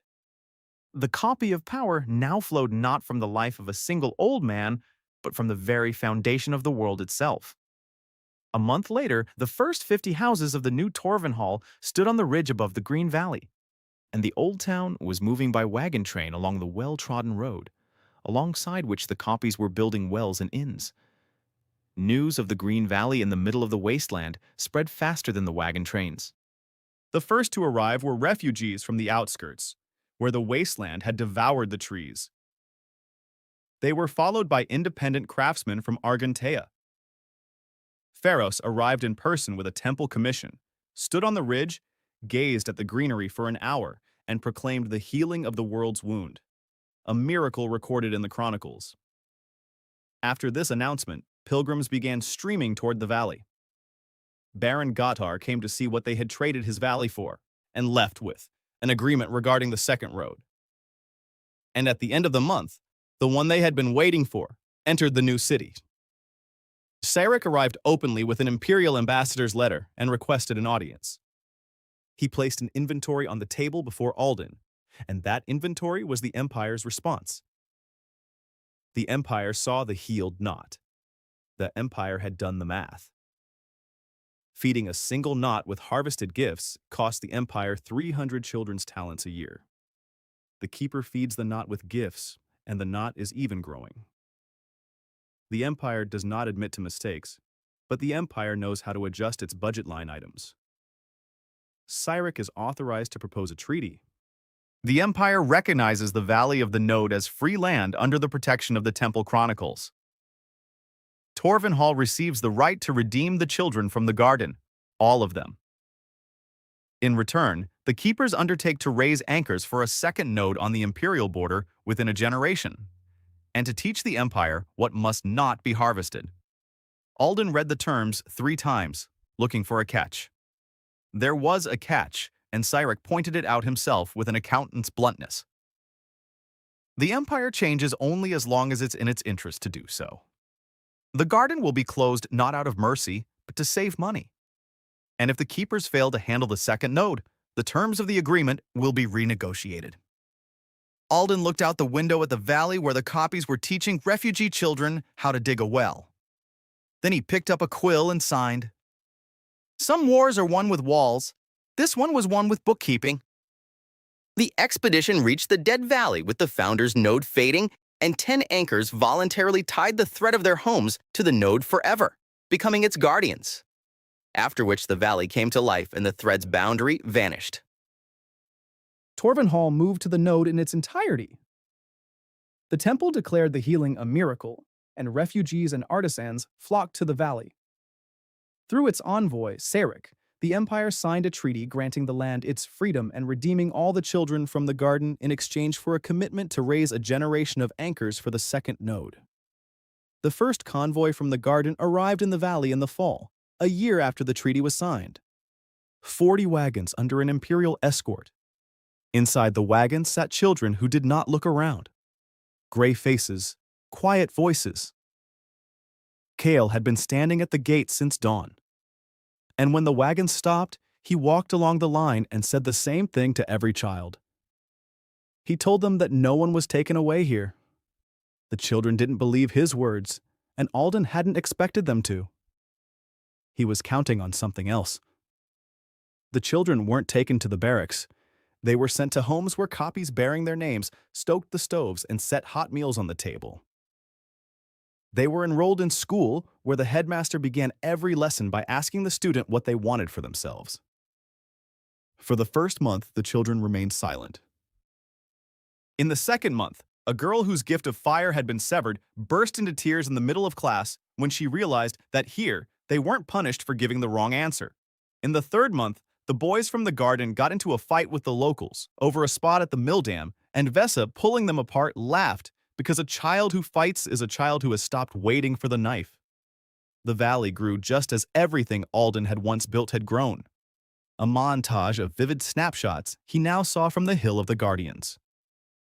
By the spring of the second year, 3 cities and 7 villages stood around the hub, and the wasteland had receded so far that the old border was shown to visitors as a landmark.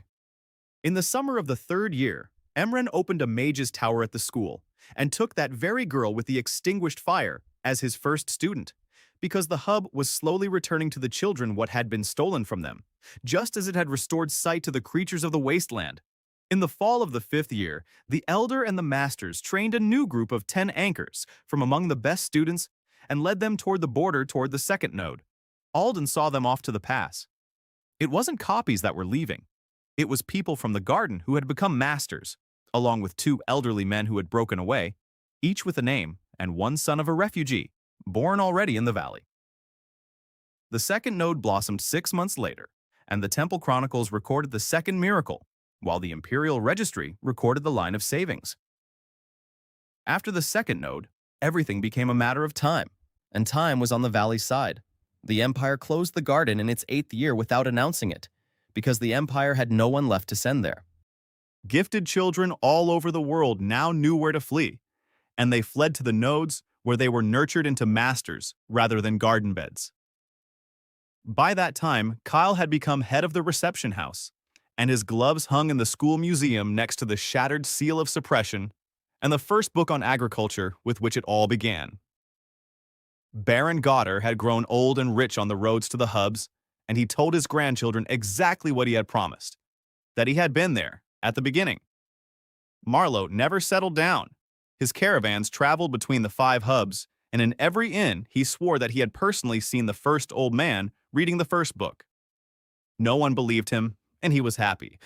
By the 20th year of the hubs, there were 9 of them, and the wastelands on the maps had shrunk to gray spots.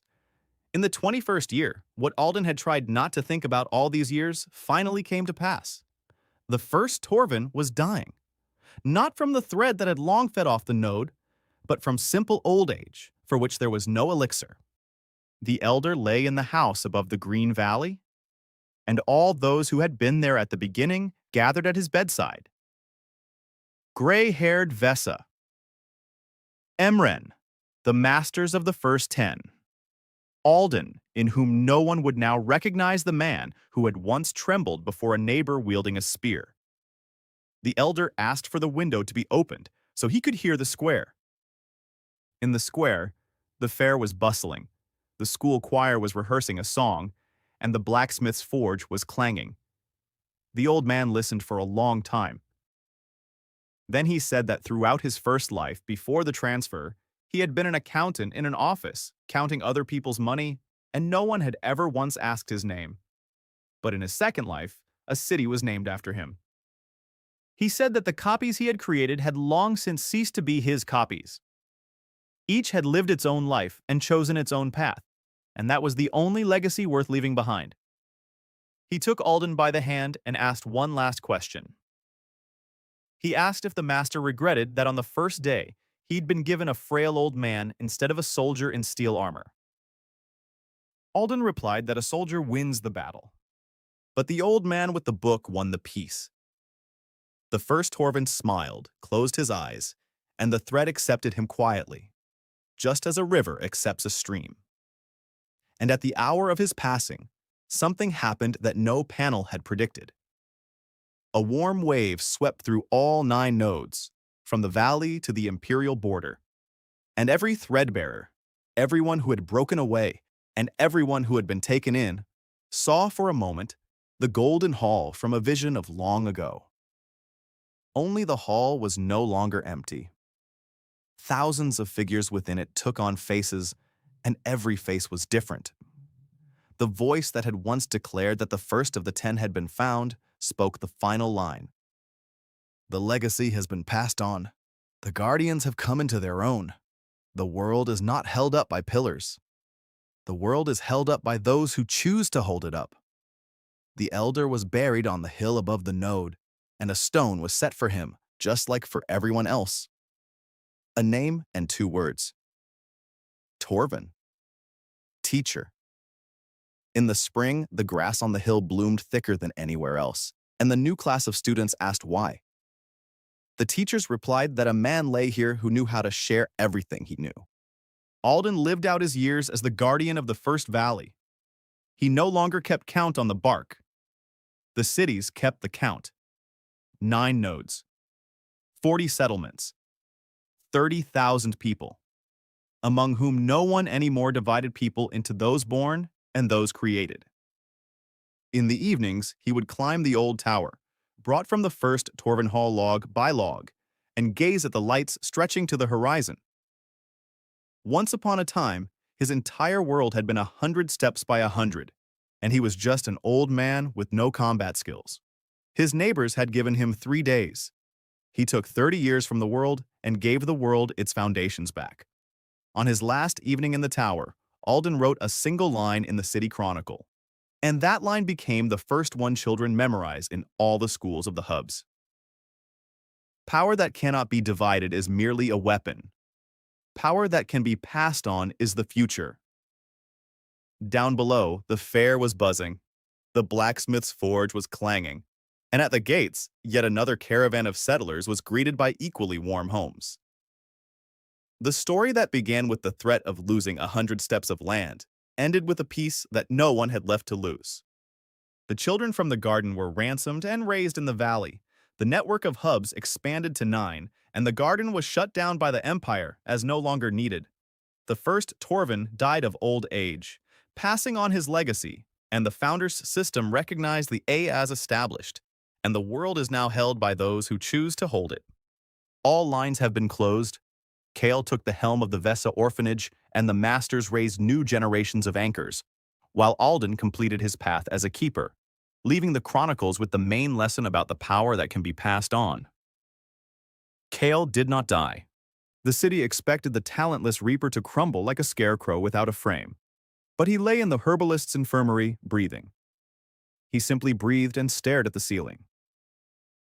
Vesa did not leave the doorway, her blade at the ready, for 3 days and 3 nights, and the captive made no attempt to flee, fight, or even get up. The master herbalist examined his body and reported something strange to the council. Beneath the reaper's skin remained 40 old scars from transplants, and all 40 were healing before their very eyes, as if for the first time in his life, had been granted permission to heal itself for the first time in its life.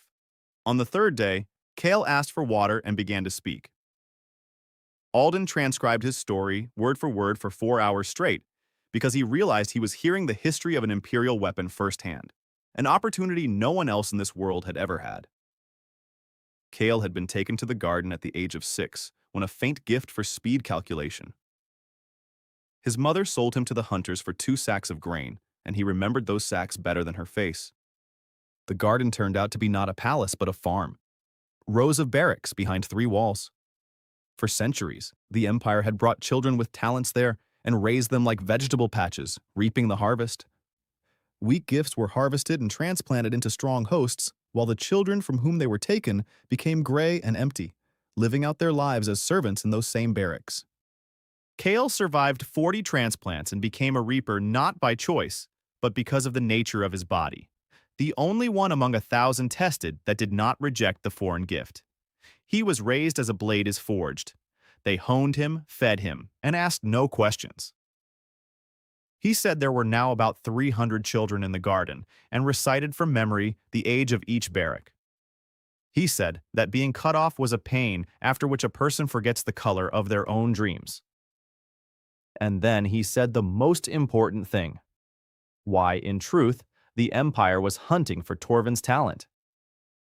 The founder's legacy is not just a pretty word from the Guild's books. The world is held together by ancient power nodes scattered across the land. And for centuries, these nodes have been fading one by one. The wastelands are not wild lands. The wastelands are circles of death spreading out from where a node has gone dark. The Empire is the only one that knows the truth, and the only one that has found a way to sustain the dying nodes with harvested talents. But the nodes devour the offerings faster than the hunters can bring them in, and the garden has long been unable to keep up with the node's hunger. And according to the calculations of the Empire's scribes, the talent of self-reproduction is capable of copying more than just the bearer's knowledge. Properly unlocked, it is capable of copying the power itself, and a single such carrier would replace 1,000 harvested children. The Empire did not need the city of Alden, nor did it need its valley. The Empire needed an eternal battery for a dying world. The council listened and remained silent for so long that the candles had burned down to half their length. Their view of the world had been turned upside down for the second time in a month. They had fought for their palisade, but the palisade turned out to be the edge of a story about a dying world and a factory of children. Vesa was the first to break the silence and ask the captive why the Reaper was telling all this to those who had defeated him. For the first time in 3 days, Kale looked the people in the eye and replied that for 40 years he had carried other people's lives beneath his skin and heard fragments of them in his dreams. Now it was quiet beneath his skin. It had been 3 days since he'd first heard his own thoughts, and his first thought turned out to be about the barracks. If there was a force in the world capable of replacing the garden, then the children of the garden should be given the chance he had never received. The city faced a choice greater than the city itself. They could fortify themselves and carry on. The Empire had lost its Reaper, and according to Kale, the garden had no other body like it, and it would take 20 years to raise a new Reaper. Under the Baron's protection, the temple's charter, and the 10 anchors, the valley could peacefully flourish for an entire generation. No one would have condemned that choice.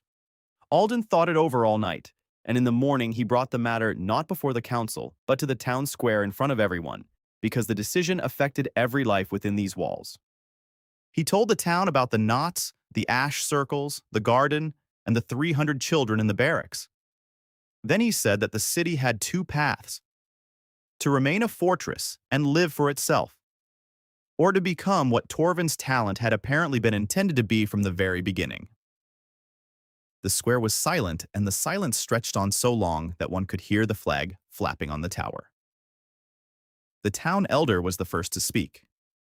He said he had been created to copy knowledge and, a month ago, had learned that he could copy a choice. His choice was to leave. 9 masters lined up behind him, one after another. Emran followed them out and said that he had severed himself from the thread, but not from home. And that home is not just walls. Then Vesa stepped forward and simply stood beside the town elder without a word, because a master of war needs no words.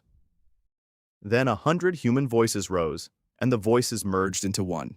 Marlowe stood in the back row, wiping his face with his sleeve and shouting that a wandering caravan driver should be ashamed to lag behind a bunch of old gardeners. The decision was made before sunset, and Alden spent the entire night sketching a plan on a large board. He called the plan the Road of Nodes. Torvinhall would not go to war against the Empire, because a war against the Empire cannot be won, and because war is the Empire's way, not his. Torvinhall would do what he does better than anyone else in this world: build a system. According to the maps in Kale's memory, the nearest dying node lay in the wasteland beyond the Salt Lake, a week's journey away. An expedition led by the Elder and the Masters would go there. If the talent is truly capable of powering the node, the wasteland around it will begin to recede. And the receding wasteland means new lands that belong neither to the Empire, nor to the Barons, nor to the Temple. Settlements modeled after Torvinhall will spring up on these new lands. Each will take in refugees and children, and each will stand as proof louder than any war. The Empire maintains peace by cutting off the talents. Torvinhall will show that peace can be maintained by nurturing them. The preparations took 2 weeks, and the city worked like a well-oiled machine. The blacksmith forged tools for the road and armor from the plates of wasteland creatures. The alchemist brewed a triple supply of elixirs. The weaver sewed tents. The farmer prepared seeds of early maturing crops for future greenery. Alden paid a visit to the Baron, and after listening to him for 3 hours, Goddard paced the hall, ran his fingers along the walls, and finally said that either Alden was the greatest madman in the valley, or in 10 years, the Baron would be telling his grandchildren that he had been there at the beginning. He provided the expedition with 20 mounted guards and supply wagons. Pharos sent a reply from the temple, the shortest of all the previous ones. The temple chronicles refer to the fading knots as the wounds of the world. If the city of the elders knows how to heal the wounds of the world, the temple will declare it a miracle, and the empire will not dare to wage open war against miracles. Kyle volunteered to serve as a guide, and the council argued until their voices were hoarse. Vesa vouched for him. She said she had fought alongside him and that a man who had fought so fiercely would not want to return to his masters. They set their departure for dawn. The night before, Alden climbed the tower where he had once watched the interrogator's white bonfire. Below, the windows of a city that hadn't existed a year ago were ablaze. And tomorrow, some of those lights would fade into the gray wasteland to carry the light further. A sentry suddenly called out to him and handed him a spyglass. On the eastern road stood a lone rider, gazing at the city without approaching or hiding. Even from that distance, Alden recognized the accountant's posture. Sarek had returned to start counting all over again, which meant that the Empire already knew about its lost Reaper and was already recalculating the inventory. The survivor call explained that the Empire was sustaining the world's fading anchor nodes with the harvested talents of children from the garden, where there were now 300 children, and that Torvin's talent was capable of replicating the Force itself and replacing the entire system like an eternal battery. At a general assembly, the city unanimously chose the path of the nodes, that is, healing the nearest fading node in the wastelands and building new settlements on reclaimed lands.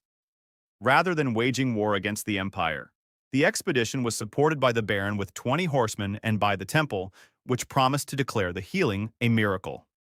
And with Vesa's guarantee, Kaeliki and Cyrek, the Watcher, reappeared on the eastern road.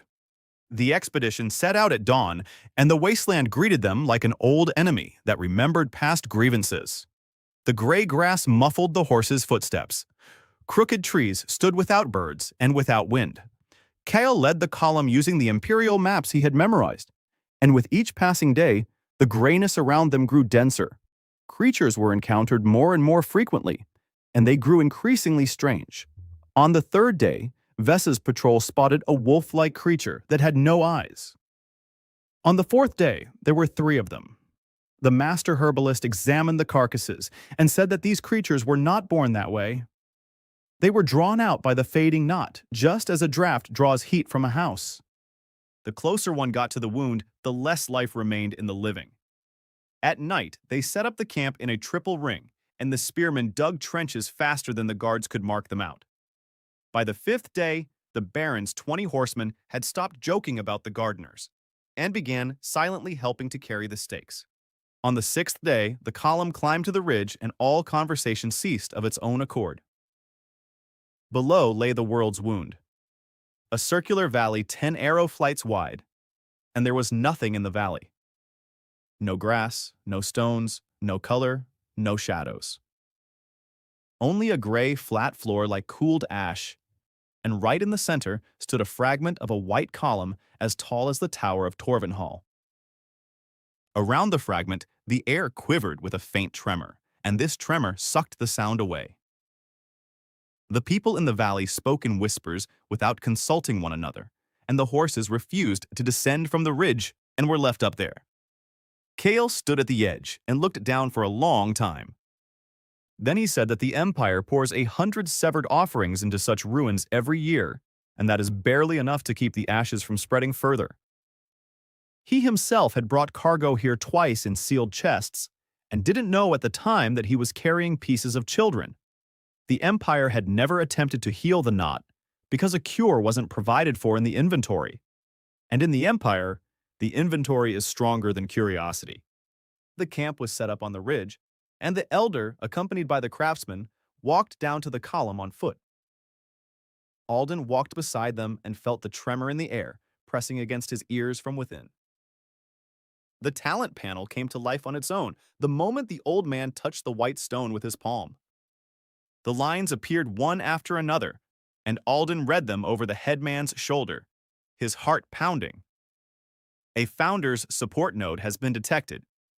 Status: fading. 7 years remain until complete disintegration. The bearer of the legacy has been identified. Restoration procedure available. Requirement: 10 anchors within the node's radius. Requirement: voluntary consent from each anchor expressed separately. Warning: restoration will bind the thread of the home to the node forever. The home will become the node's guardian. Guardians will not be able to leave the 1,000-step radius for longer than a year. Withdrawal from guardianship after binding is impossible. The council gathered right on the cold ashes, and the silence hung heavier than before any assault. This condition changed everything. Healing the world's wound meant chaining Torvenhall to this gray valley forever. The city lay a week's journey from here, and that city was the home they had built with their sweat and blood. Vessa was the first to voice what everyone was thinking. She asked whether they had the right to decide for the children who would be born in that house 100 years from now, and who would also find themselves bound. Kyle answered, though no one had asked him. He said that the children of the garden hadn't chosen either, and that there was only one difference. They had been chained to a knife, while here they were chained to a root. The mason was the first of the craftsmen to speak, and he said something simple that lifted a weight from Alden's heart.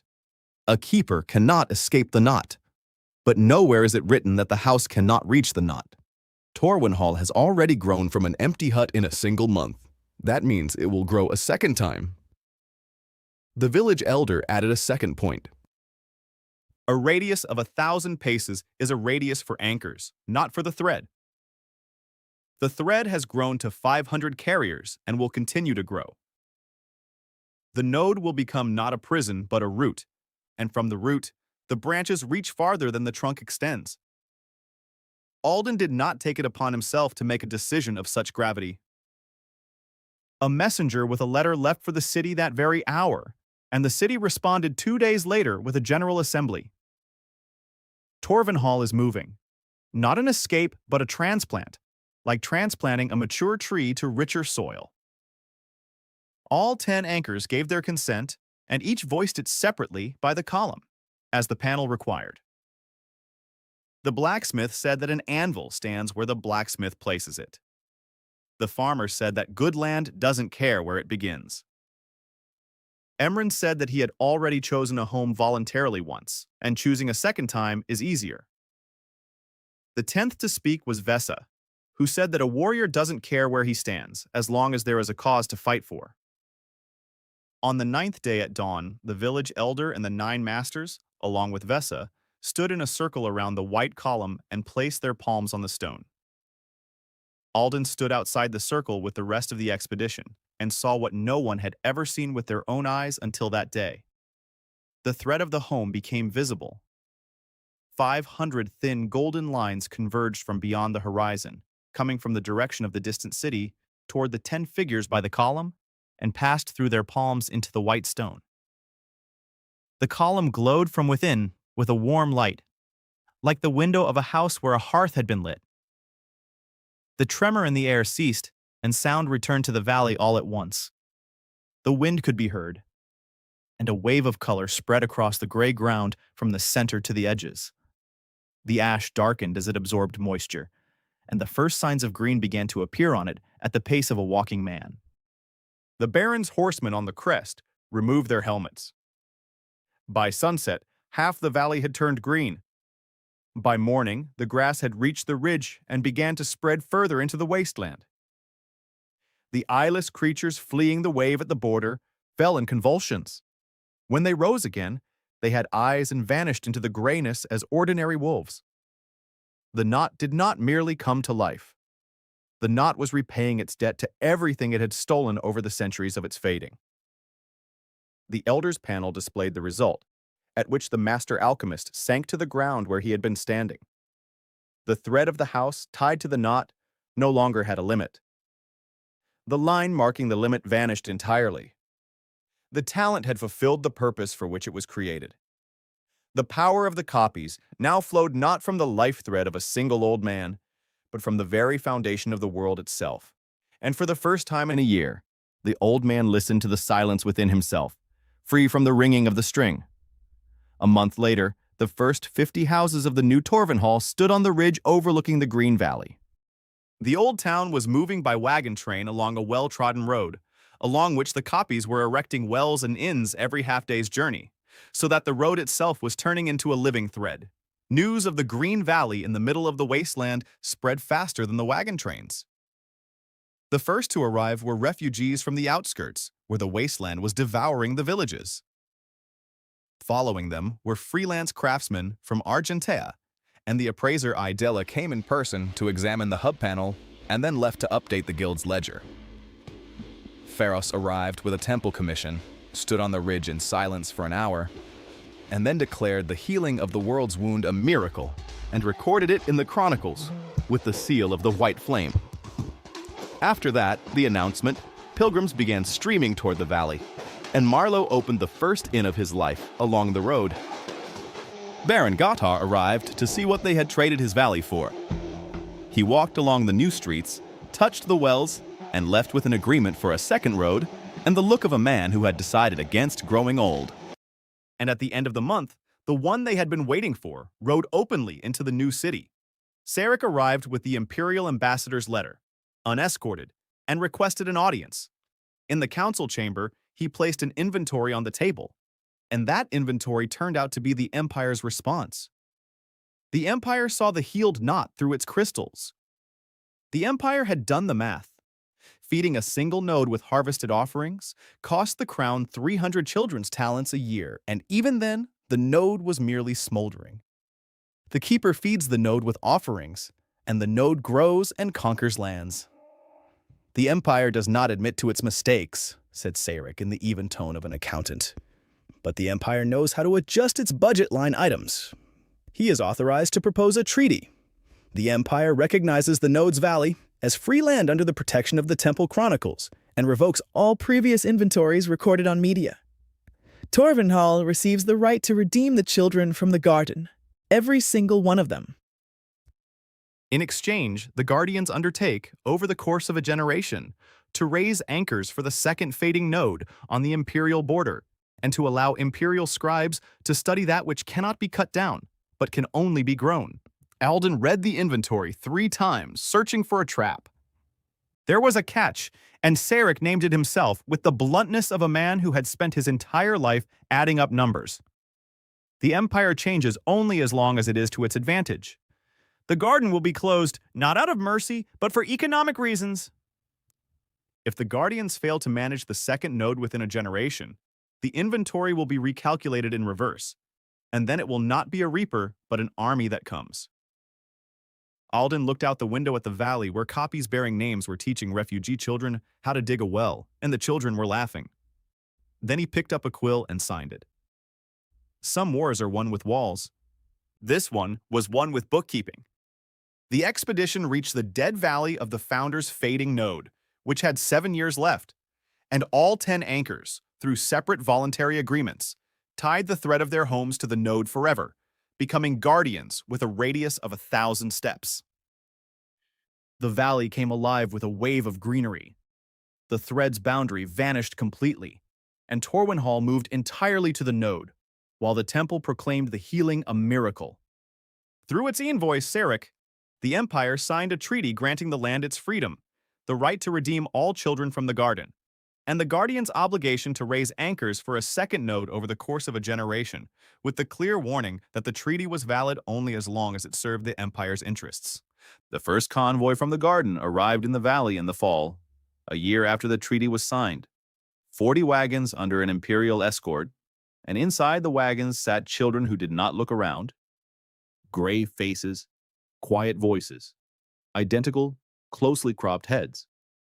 Kale had been standing at the gate since dawn, and when the wagons stopped, he walked along the line, peering into each one and saying the same thing to every child. He told them that they wouldn't be cut here. The children didn't believe his words, and Alden hadn't expected them to. He was counting on something else. The children weren't marched in formation or led to the barracks. They were sent to homes where the copies with their names stoked the stoves and set hot meals on the table, and no one locked the doors. They were enrolled in school, where the head teacher began every lesson by asking what the student wanted for themselves. At first, he received only silence in response, because the children of the garden had never been asked that question before. For the first month, the children remained silent and ate in secret, hiding bread under their pillows. The copies found the bread and silently placed a second piece next to it until the children stopped hiding it. In the second month, a girl whose gift of fire had been taken away burst into tears in the middle of class when she realized that they weren't punished here for giving the wrong answer. And she cried for so long that the headmaster canceled class, and the whole class sat around her until evening. In the third month, the boys from the garden got into a fight with the locals over a spot at the mill dam, and Vessa, pulling them apart, laughed out loud because a child who fights is a child who has stopped waiting for the knife. By spring, the gray faces had begun to tan in the sun like all normal faces, and Kale wrote the first line without numbers in the orphanage's logbook. He wrote that the children were laughing. The valley grew just as everything Alden had ever built had grown, a montage of vivid snapshots he now saw from the Guardian's Hill year after year. By the spring of the second year, 3 towns and 7 villages stood around the node, and the old border of the wasteland was shown to visitors as a landmark, marked by a wooden post and a sign. In the summer of the third year, Imran opened the mage's tower at the school and took on that very girl with the extinguished fire as his first student because the hub was slowly returning to the children what had been stolen from them, just as it had once restored sight to the creatures of the wasteland. A year later, the girl lit her first fire of her own, and the tower celebrated it more loudly than any harvest. In the fall of the 5th year, the village elder and the masters trained a new group of 10 anchors from among the best students and led them halfway across the country to the Empire's border, toward the second fading node.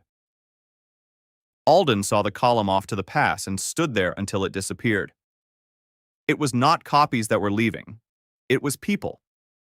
3 former children of the garden who had become masters, 2 elderly men who had broken away, each with a name, the son of a refugee, born already in the valley and knowing no other world. The second node blossomed 6 months later, and the Temple Chronicles recorded a second miracle, while the Imperial Inventory recorded a second line of savings, and both entries meant the same thing in different words. After the second node, everything became a matter of time, and time worked for the valley just as the rows of early maturing turnips had once worked for it. The Empire closed the garden in its 8th year, quietly and without announcement, because the Empire had no one left to send there. Talented children all over the world now knew where to flee, and they fled to the nodes where they were nurtured into masters rather than garden beds.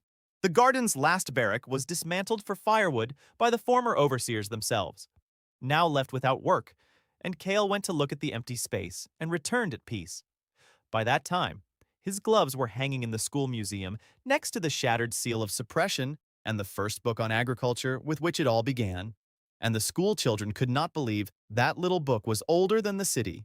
Baron Gottar had grown old and rich on the roads to the hubs, and he told his grandchildren exactly what he had promised, that he had stood at the beginning, and that in the folly of his youth, he had nearly taken that beginning away with a spear.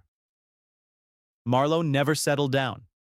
His caravans traveled between the hubs, and in every inn he swore that he had personally seen the first old man read the first book in a single hour. No one believed him, and he was perfectly happy. Vessa trained 3 generations of guards, and her school of combat was called the School of 100 Teachers, though none of the young people knew why anymore. By the 20th year of the nodes, there were 9, and the wastelands on the maps had shrunk to gray spots the size of a palm. In the 21st year, what Alden had forbidden himself to think about all these years came to pass. The first Torvin was dying, not from the thread that had long and quietly fed off the knot, from simple human old age, for which no elixir had ever been brewed in this world. The elder lay in his house overlooking the green valley, and all those who had once begun their journey gathered at his bedside. Gray-haired Vessa, Imran, leaning on his staff, the masters of the first 10.